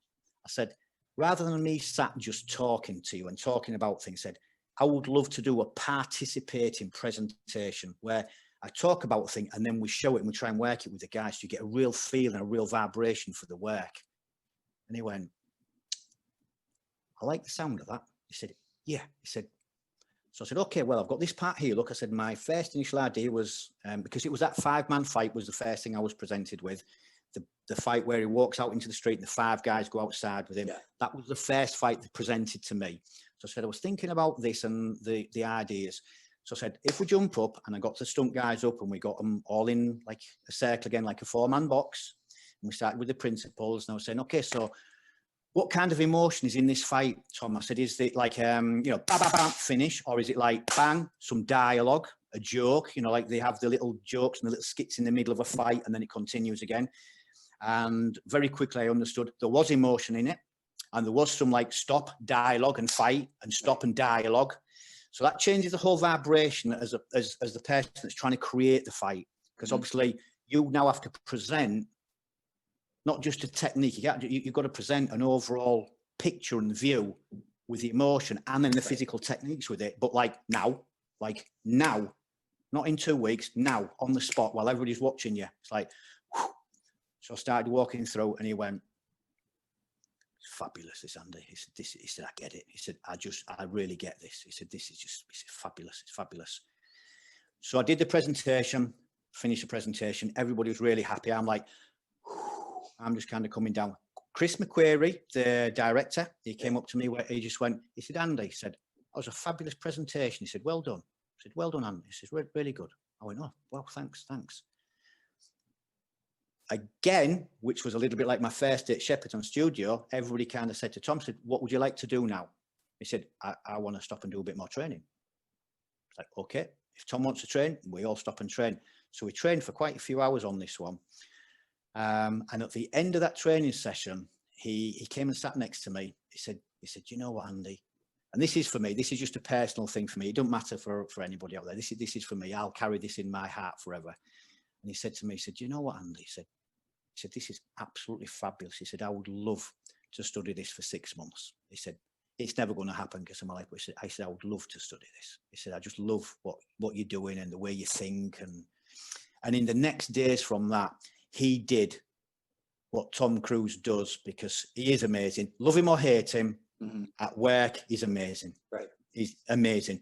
And all he was trying to do was get inside my head every day. "Andy, what would you do? Why? What would you do? How would you do this? What if somebody, why, what?" And he was just constantly trying to, you know, get inside my brain and pull all my thoughts and ideas and everything from me. And it was fabulous. I was like, wow, God. And he was asking like super awesome, intelligent questions. Well, not stupid questions. I mean, really intelligent questions, which made the job for me like really easy, because it was like speaking to a martial artist that's really interested and curious in what you're doing. So when we were speaking, he's like, "Okay, right. So this thing," I was like, yeah. And the value and respect that I got from him was phenomenal. I mean, I don't know what he's like in other aspects of his life, because people ask, you know, what I said, I don't know. But I said at work, he's spectacular. And to see him on set when they go 3, 2, 1, action, and it just Tom Cruise, and you go, wow. Yeah. Just wow. Cool. And then it's like, was Christian Bale similar in like ethic? Absolutely. So I'll take you to the first meeting with Christian Bale as well. So this time it's me and Justo in one of the training rooms at Shepperton Studios, and we get our first meeting with the new Batman, Christian Bale, this new Christian Bale, blah, blah, okay, yeah. So again, the same kind of scenario. We're in the room, walkie-talkies, they're coming down. So Christian Bale comes in, sits down next to us, and we kind of have to do a presentation again. So I started off saying, "Okay, hey Christian, hi." So it's like, "I'm Handy, this is Justo, and you know, we've been brought in to present this new kind of fighting style, because Chris Nolan wanted something different. I think everybody knows the story, but he wanted something different than just wire work and kung fu and Thai boxing. He just wanted something different." And that's what he saw in us. So I said, "You know, Chris has done this, so we're going to take you through." And I remember saying, he was just showing 1 or 2 things as well, and he touched him, and I was going, "I said, don't hit him. You can't." He said, you can't hit the actors like we do with the training guys." I said, "Don't touch him." I said, "Don't touch him. Stop. Don't hit him." So I managed to calm him down as well from not hitting him, but he really got into it. So we started like doing a little bit of the, you know, like ragging around a little bit, and, you know, getting hit and like punching somebody. But as you punch this guy, you know, hitting the other guy, moving back around and working on the side. Because again, you know, Chris Nolan, you know, wanted multiple attackers in the fight, but not one and then the other and then another. He kind of wanted a little bit more of that chaotic feel. Yeah. So Christian, again, because of his character, very quickly could see the way that you would hit somebody, but move to somebody over there and actually hit them at the same time. So you go like one and like spike with the elbow and hit the guy in the front. And he was like, oh, wow, that's cool. So we started trading that. Within the first day, he was like, tomorrow morning, guys, 6 o'clock. It's like, yeah, okay. And he trained, eh? Yeah. He trained. He trained. And he really liked it. There's one of the things on, I think, the DVD, the part 2 in the Batman Begins edition. And he's talking quite a bit about, like, me and Justo and how we used to train. And because we used to train in the clubs and the nightclubs, we used to train in the nightclubs. To train in the environments, but he talked about that, and he did a real nice like profile presentation of us, the way we trained him. But Christian Bale was cool. Did you know him from Empire of the Sun? Yes, I did. Yeah. And to be honest, I didn't know what to expect. Right. When he walked in the room for this role as Batman, because previously he'd just done that. I think it was Mechanic, when he'd lost all that weight, and he was like, so it's like, we didn't know what we were going to see. We just knew this guy, that the last time I saw him, he looked like that. And then this guy walked in and he was like, boom. It's like, bloody hell.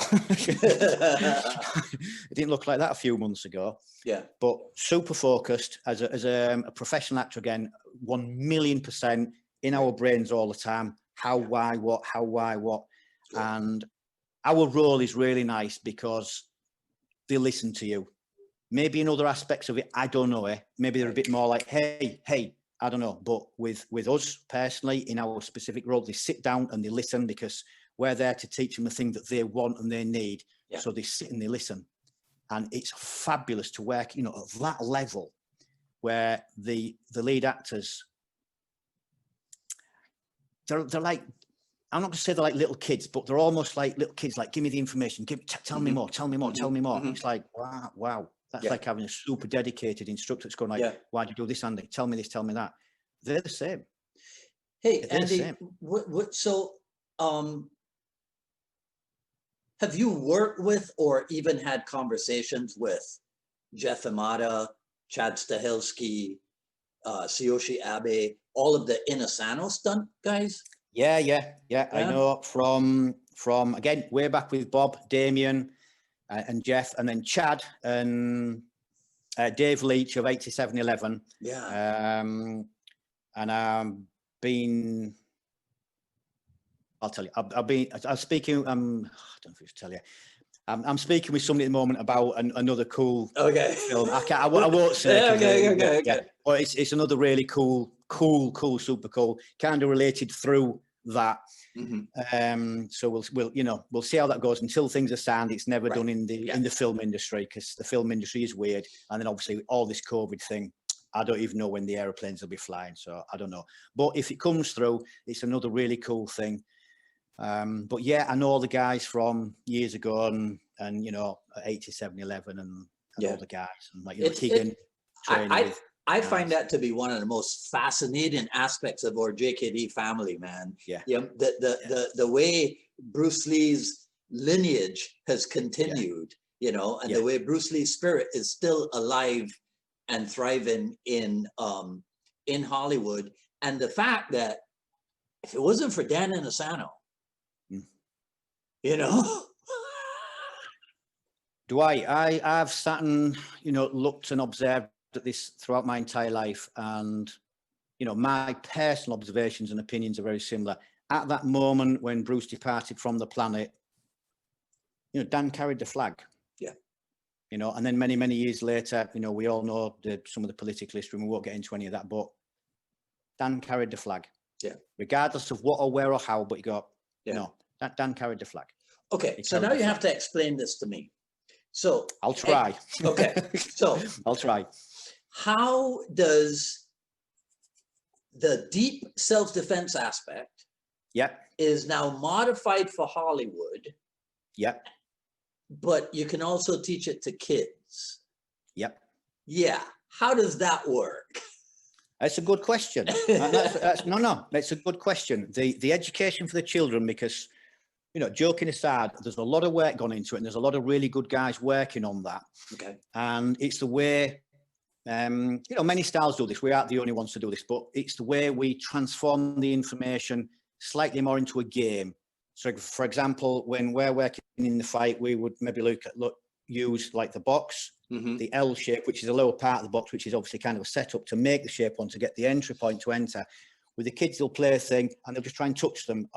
So it's a bit more like a game of TIG and touch and tag. Okay. But really, they're kind of doing the same thing, but they don't know. And as they arrive 12, 13, 14, what they do have is the attribute and the timing. Right. So then when they start to, like, you know, turn it into, you know, a weapon, they've already got the timing and the attributes. So the younger generations are picking this up. I mean, really good. We have some young guys in the UK at the moment that are all between like 18 and 23, and they are like the new millennials. They're young, they're fast, but they haven't had to spend 35 years going through the clubs and pubs and taxi ranks and all that rubbish. Right. We just give them the information. So this next generation is so fortunate. At the moment, they don't know. Right. They don't know. And then when they're older, they'll probably go, oh my God, wow. But they're amazing. They're so fast and they're so talented. The pictures from the instructor conferences. So I think you told me this. You are associated with Chief Master Clark in Jacksonville. Yes. Yeah. Correct? Okay. Yes. Well, I'll tell you what I know about him. That guy only hangs out with winners. Okay. Right? Well, so that guy only hangs out with winners. I can tell you that. I'll tell you an amazing story about how that happened. So we fly to the Martial Arts Super Show from Maya in Orlando, Florida. I'm not sure of the year. It's a lot of years ago, about 15 years ago. And it was the launch. It was the launch of Batman Begins, and it coincided with the Martial Arts Super Show. Ah, okay. So what I did is I contacted the legal department at Warner Brothers, and I said, look, we're doing this martial arts show, this big martial art festival in America. And they had the official Batman trailer, the movie trailer, where you get the big green screen and the official trailer. And I said, can we take the official trailer and splice KFM fighting techniques into the trailer for public viewing? Which obviously, if you do that without asking them, I mean, obscene legal attacks. But because we genuinely did the film, and I said, the concept is to promote the film. I said, obviously ourselves, but I said the film in front of 3,500 school owners in the United States of America that then go back to thousands of students. And they went, yes. So I got the letter of confirmation that we could legally chop the official trailer and put some of our things in. So that was then shown at the Martial Arts Super Show in Orlando. Now, this is another one of these things again, just like the meeting and the telephone call with Buster, and just like energy from the universe, I don't know, but we're in a room of literally 3,500 people, give or take 5 or 6. Me and Huss are on the front row, and all the front row in front of the screen is full of all the big dogs from America. All the major school owners are on the front row, and there was one seat left next to me. Only one in the entire room, honestly, one seat.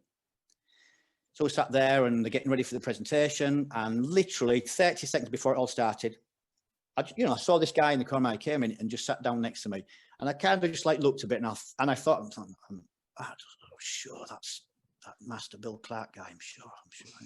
Anyway, the preview started. Boom, Batman Begins, Hollywood, and all the bits and all our like fighting clips inside it. And when it finished, he just looked at me, and I went, "Is that you?" I went, "Yeah." When this is all finished, we need to talk. Okay. Yeah. So the whole thing finished. We met outside after this presentation, and he said, "What are you doing for the next 2 weeks?" I said, "Well, we were going home in a couple of days." He said, "Could you take time out and come up to Jacksonville for a couple of weeks?" He said, "I'll cover your hotel and everything like that." He said, "Well, can you come up to Jacksonville?" So, okay, so we changed everything. Went up to Jacksonville. I mean, he is a legend and is amazing. Now, what he does, Yeah. you know, he's pioneered the world of, you know, building and creating things. I mean, he's a legend. And he put us in this beautiful beachfront hotel, and he did exactly what he said. He covered all the expenses and paid. And we spoke how we could connect our worlds, basically. And he's, you know, he doesn't suffer fools gladly, and he doesn't. He's a very, very sharp, intelligent guy. Again, love him, hate him. People in America love him. People in America hate him. Irrelevant. He's a very sharp guy. And we had a great thing going on in Europe. And he's like, could we match the two and get this system into the end of his classes? So it's teaching, you know, I think, I don't know how many in total, about 350,000 students, but could we get this kind of teaching in and out there, and how to add the self-defense applications at the end of each class for 15 minutes. So when people are kind of doing like, you know, these kind of things, well, it's like, it's very close to this anyway, when they're just doing these. So they used to do 15 minutes at the end of the class, and we started the journey of how to merge the two associations. Through that, we started to build, we started to monetize, and it started to work really well. And then years later, we started moving into this brand that we built with, which is the Warrior Defense Lab.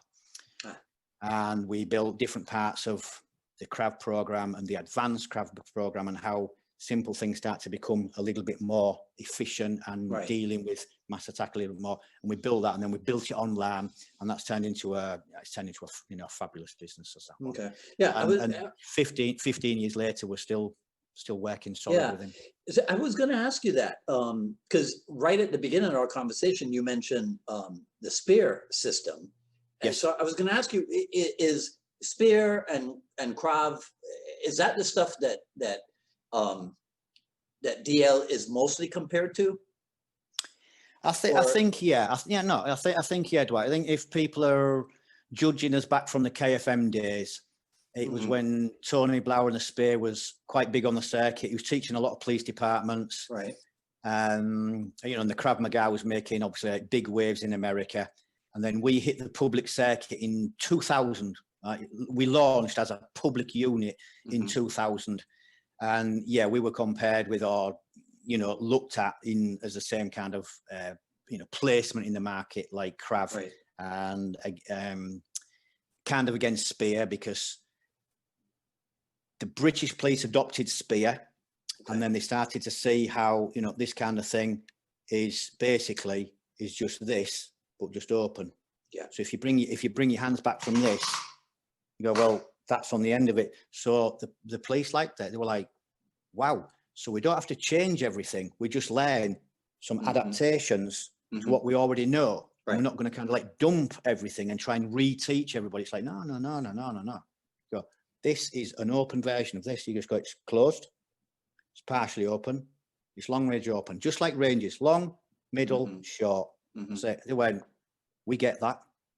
So that was adopted, and people really like that. So that kind of helped us on that kind of market. But then when we hit Hollywood, KFM kind of like, you know, it rooted itself, and it was like, you know, KFM, crazy fighting method. And obviously Batman Begins catapulted us from 3 countries, which was Spain, England and Germany, catapulted us with the online into about, I don't know, 110 or 115 countries within 6 months. We just went around the world. It was phenomenal. It was that big. If I'm being honest, we couldn't cope with it at that time. It was that big. We couldn't feed the monster because the world was screaming at us. Right. We could have been more ready. Yeah. So we had the good end of a problem, which was that many people screaming at us. We kind of nearly couldn't feed it. In the end we did, but in the beginning it was like, oh my God, we've gone from 3 countries to 110 overnight. Overnight, literally, after Batman Begins. I mean, we just, the emails and the website went mental, absolutely mental, phenomenal. I mean, just, I can imagine.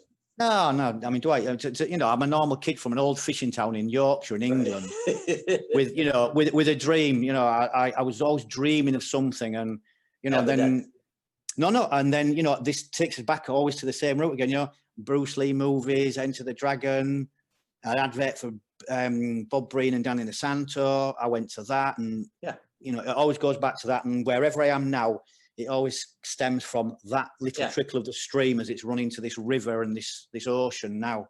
See, people don't know that that's how it's supposed to happen, because they're not taught to dream, and they're not taught to dream big, and they're not taught to stick to it, and that is what creates the opportunities. Yeah. They're not taught that. Do you know, it's really sad, Dwight. It's true on that one. And again, at this stage and age in my life, because I'm on my way to 56 now. 56. I really want to try and project that message across to try and break them boundaries. It's like, guys, please stop looking at our industry like it's exploiting people. When you go to a school, if a school is earning money, you know, people don't go, oh, they're a MacDojo, or they're a rip-off, or they're a con artist. Yeah. No, they're maybe just really professional. And just one perfect example of, you know, numbers versus, oh, you're a MacDojo. Let's take the Henzo Gracie School in New York. Mm-hmm. Massively successful, big numbers, lots of money. Mm-hmm. Is Henzo MacDojo? Right. I don't think so. No. I don't think so. Yeah. So can you be successful and still be great quality? Absolutely. Mm-hmm. But this is when the jealousy comes back in again and and I would love to try and help with these messages. I'll never do it. I mean, it's impossible to change it. But the people that touch me or touch base with me is to really try and help them and go, guys, I went from growing up in a family with a normal mum and dad. My dad was an electrician. My mum was a housewife. Absolutely standard English family. Dad went to work and mum looked after the family in the house. My brother went into a normal job into the garage and mechanic industry, and I traveled the world. I want to go and see the world. I traveled the world. I got a ticket and I went around the world. And when I came back from that travel around 19 years old, I'd seen so many brutal things through Africa and India. I mean, brutal things. I'm not even talking about one here, brutal things. And I came back home and I went, I've got a British passport. I can do anything I want, say anything I want, go anywhere I want. I want to conquer the world. I didn't even know with what at that stage, but I want to conquer the world. I want to dream. And the dream kind of started with the martial arts, and then can I teach the world, and how can I teach the world? And with one mentor, that became just an idea, and he just literally did what people do. It's like, go and do it then. And you're like, wow, nobody's ever said that to me before. Mm-hmm. It's like, you know, they are successful. They do that. Who are they?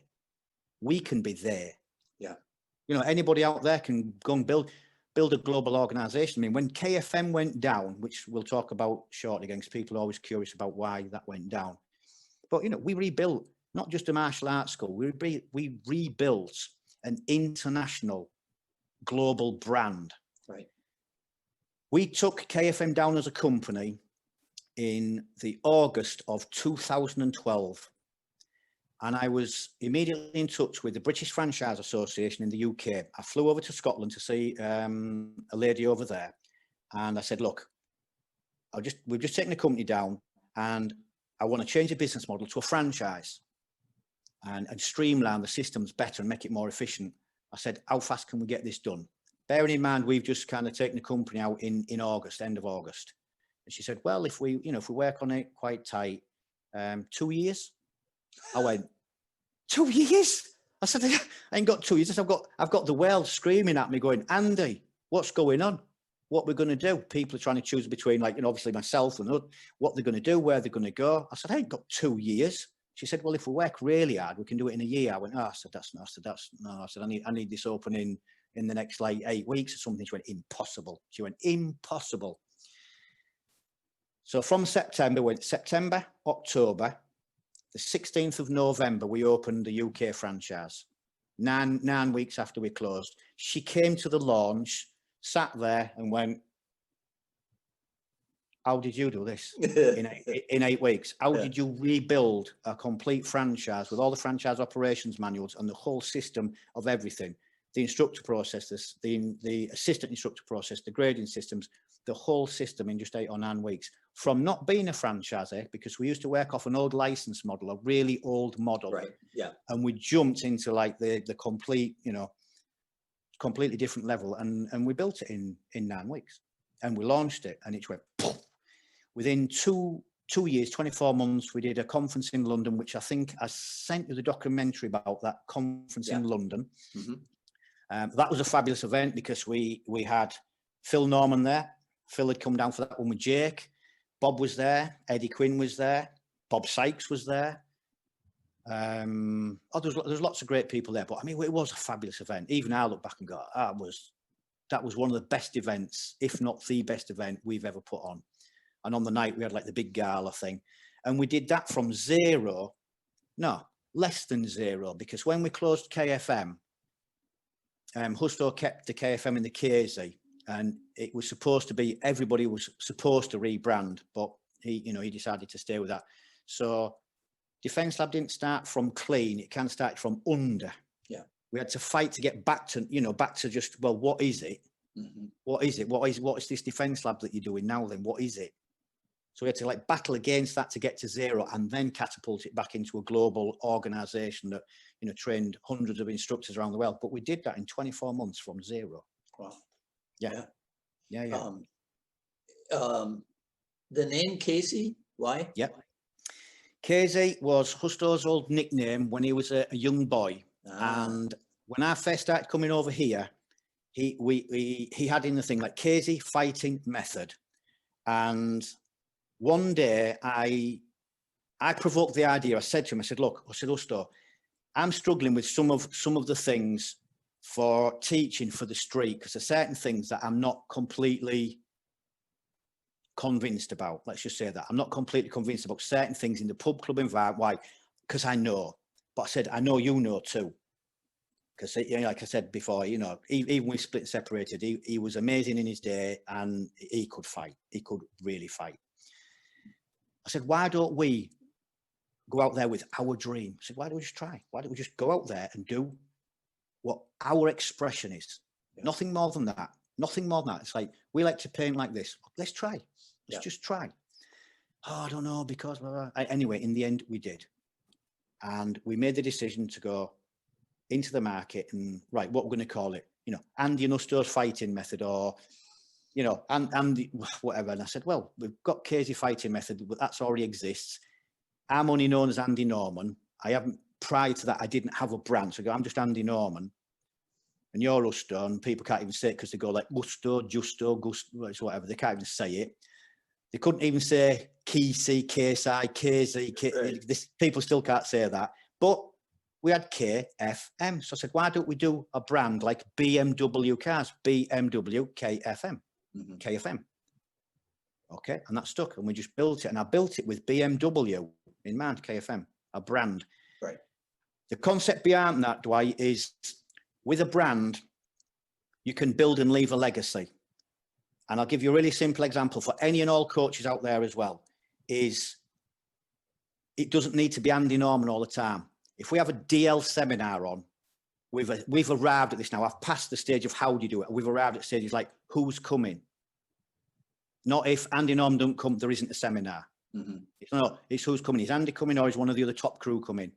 And then they promote wherever the crew is. So if I'm not there, we still have Defence Lab seminars running. Not now in COVID, obviously, but we still have the unit running. But we've moved that online, so now it's the other guys doing it online. But till COVID, we have one of our great guys out there, Rich Portman, flies out to Germany, mentors Germany.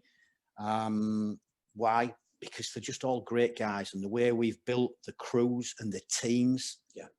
They're fabulous guys. I mean, they're all amazing, and I love and I let them express who they are and themselves. It's like, be you. I have never suppressed any of the guys. I want them to be amazing. I want them to just shine. I want to have, like we had in KFM, a squad of 30 guys where people look at them and go, oh my God, he's amazing. I mean, in KFM, we had one guy, and I'll give him a shout out as well. Roland Madrid. He's down in Murcia in Spain. He was phenomenal. I mean, just phenomenal. A speed demon. It was phenomenal. Many great guys in the team, and we've replicated again. Now we have like a crew, because the crew, like a crew on an airplane or the crew on a ship, what do? They run the thing. So we have the crew, and I don't even separate myself above there as like the big boss. I'm in the crew with the guys. Right. I don't even see myself as you know, I am anymore. You know, I'm Andy Norman, but I'm not really bothered about it. I'm part of the crew. Mhm. And under the crew, we have teams. We have like a Team Thunder, Team Storm, Team Lightning. And it's kind of through that because Bob Sykes nicknamed me Andy Storm in Norman. It was Bob Sykes. It was Bob Sykes that nicknamed me. So that stuck all my life. So it's like, okay, Team Storm. What comes with Storm? Thunder, lightning, hurricane, tornadoes. So we got that. And it's just how the guys build their units in the schools and how they expand, which is very similar to what Bill Clark did in America. Yeah. And for the guys, it's worked really well. You know, it's worked really well. You know, I'm looking into the camera, and so I see, you know, the picture of Bruce Lee behind me. And as you were just talking about you not above the team, the crew, but part of the crew. And I'm thinking, think about Bruce Lee in the crew of Inosanto and Poteet and Bustillo and Wong. Yeah. And I'm just thinking, imagine if we had that level of organization called Jeet Kune Do. Yeah. You know what I mean? Because you think, let me ask you this. Do you think Bruce Lee was afraid of making money? No, absolutely not. Right? Absolutely not. And this, you know, Dwight, I mean, it's great. And it's good that you're even laughing. Like I said, it's really sad that people do it. It's like, guys, you're professionals. I mean, even the guys that, like, you know, count this. It's like, look, you've maybe been traveling and training for 10, 15, 20 years. You have a value, guys, flipping heck. A dentist is charging you out, you know, out your ass for it. A physiotherapist. I remember going to a chiropractor in Jacksonville. I think I tweaked my knee or something on my hip, but I was just a regular chiropractor visit. It was $280. $280. Like back in Europe, it's like $50. Mm-hmm. I was like, $280? Yeah. And you're criticizing a martial artist for trying to earn $100? Yeah. And the thing is, in the US, chiropractors are not even considered real doctors. Yeah. I mean, I paid honestly, I paid nearly $300 for that. And I mean, I was like, guys, why are you fighting? You're a professional, keep a value to it. And the people go, oh no, it's just for this, it's just for that. Well, if it is that, don't publicize anything, don't say anything, and just teach in your garage, and that's fine. Right. But don't come out and criticize people who are trying to make a living from it because they say, oh, you know, it's just about the business and the money. Well, you listen to this, because we kind of do this as a little bit of a training method for the instructors many years ago. And this might be interesting for the guys as well. So, you know, you're just whatever. I used to do, well, I'm going to do 2 experiments. I'll tell you both. So I used to put on the table at the front of all the instructors, and I would put $200 and I would put $2,000 on a table. And I just say to one of the guys, I say, would you like to come up to the table and take one of the piles of money that you think at the end of your month's teaching and your training that you think you're worth? You're worth $200 or you're worth $2,000? And I used to put the physical cash on the table as an example and say, okay, come up and take the one that you think is right for you, that's going to feed your family, that's going to pay, you know, what are you worth? Obviously, everyone came up and they went for the $2,000. But as they did, they went, you're just about money then. So you don't care about the martial art, you're just about the money then. Well, no, but I said, why have you gone for the money? Why didn't you take $200 if it's just for the art? So I said, you're just about money then, aren't you? Well, no, but I said, look how your brain's fighting. They said, it's obvious. Every single human would do it. The good ones take both. The good ones take both. Yeah. They go, well, I'll have the 2,200. Thank you very much. Yeah. And then we used to do the second example. We'd take instructors to the supermarket or to the coffee shop. And Greg was great doing this. Greg is my partner in crime. He's a partner with me in Defence Lab, and he's helped build Defence Lab, and he's a crucial part of Defence Lab. And Greg is an amazing life teacher. So he takes the instructors to the supermarket and gets a basket of shopping, gets to the checkout, and he gives a loaf of bread to one of the guys.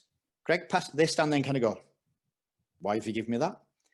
Greg goes through with the shopping and he stands on the other side and he's paid. So an instructor is now left on this side of the checkout with just a loaf of bread. $1, but it's got no money because we have different currency to the UK people. So unless they change, they've got no currency. So they stood there with no money. It's like, Greg, I said, no, you see if you can ask her if you can pay for it next week, or, you know, if you can just, like, the dollar doesn't matter, or, like, you know, life's not about money. It's not, is it? It's not about money. Yeah, but what am I, and watch the stress in them, because they stood there, now they feel stupid. And the simple lesson is, go, guys, life's a business.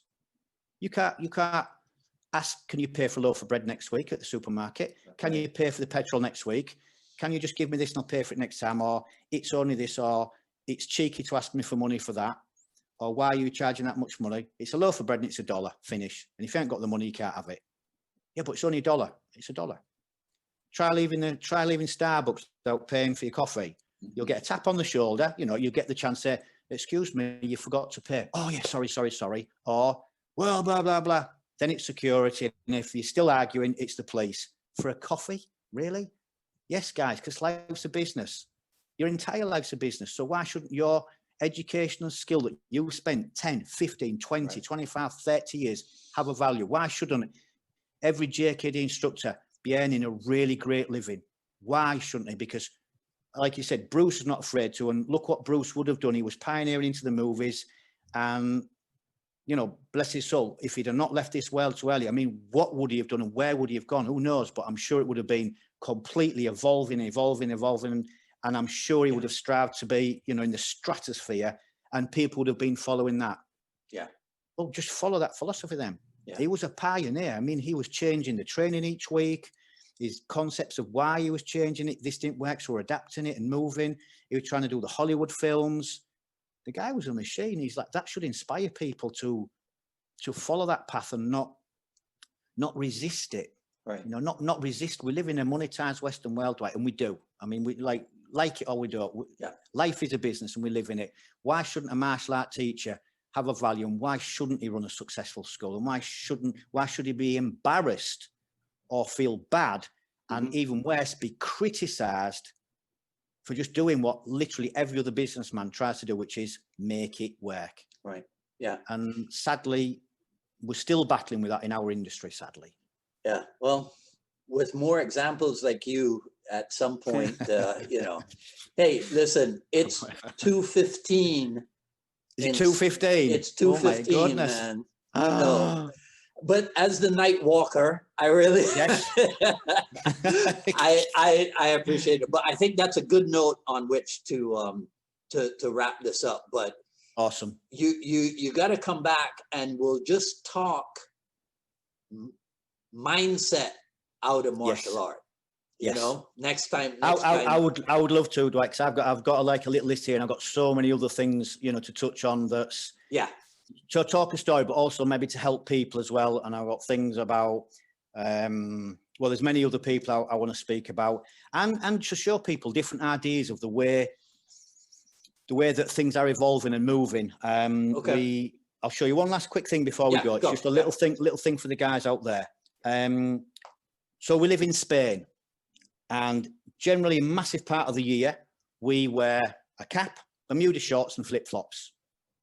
So, you know, the cap, but I can't do it with the headphones again, but there's certain ways in which you pick the cap up. So instead of pulling it off with your fingers, which can easily be pulled out, and, you know, hitting people in the face, it's nothing new. It's been done forever. There's an old, like, gangster gang in the UK called the Peaky Blinders, which used to put razor blades in the peaks, and it's really cool. Yeah. But, you know, there's ways of how to draw this, but when you draw it, it's still a fist, so you're still fighting with it, but you've got a lump of lead or a big steel ball bearing in the cap. So, I mean, you're hitting people with steel. So you've got the cap, but your cap is a big chunk of metal. So even with your cap on in the sun, you go, no, it's got a big metal ball bearing under the little plastic cap. And then with the flip-flops, I mean, you've got flip-flops, but, you know, how can the mind go to the unlimitless? It's like, well, you cut the hole, you put your hand in it, you have a nail in the end of it, and you put steel nails in that. So this is metal. So it's like, again, you can box with a flip-flop, and flip-flops don't feel pain.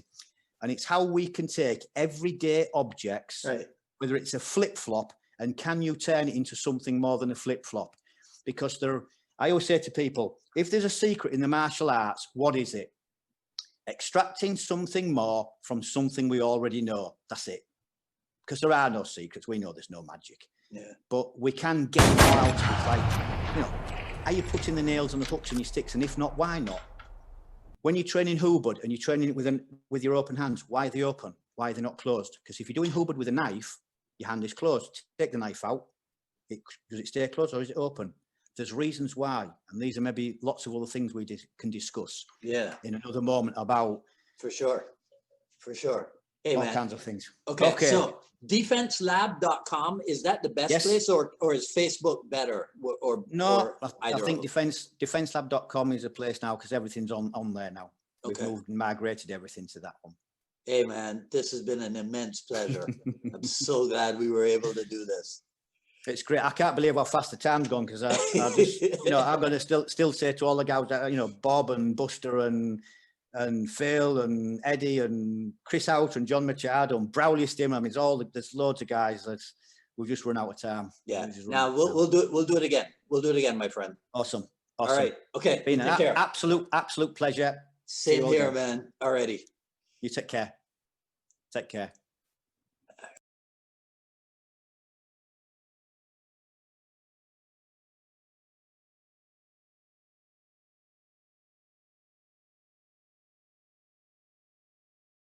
Like the bumps, how we start driving the line and catch her up. And when we arrive in this kind of line, rather than trying to get there now, I want to kill this. I want to create that. Now I can have the ribs. You go boom. Yeah. And once you got the ribs, how we plank with the legs, but continue in the line, how we drive in. So it's that kind of constant like opening or closing, running with these simple hammers, and how by having the mechanic of this line trying to like tag these, go 1, 2, tag really short, compact movement. Yeah. And how you look how the movement in this is boom, it's like boom, and how you start creating this with the people. Okay, so in the drill, it creates a sense of panic. Yeah. So this is what we learned from the street, but you've got to create that. That's kind of when you can say, okay, boom, boom, and let you drive that, but you look how the hammer's just there, and now you open the line and catch the hammer. Re-enter with a hammer, opening, and now you start working back down to the legs, and obviously once you like, boom, and open the leg, you decide where, but you create this, okay? So it's like, just catching the rhythm of like 1, 2, through the middle, okay? Cross, elbow, through the middle, hook, elbow, through the middle. Okay, just got a nice fluid of like, boom, boom, and then with the movement, okay?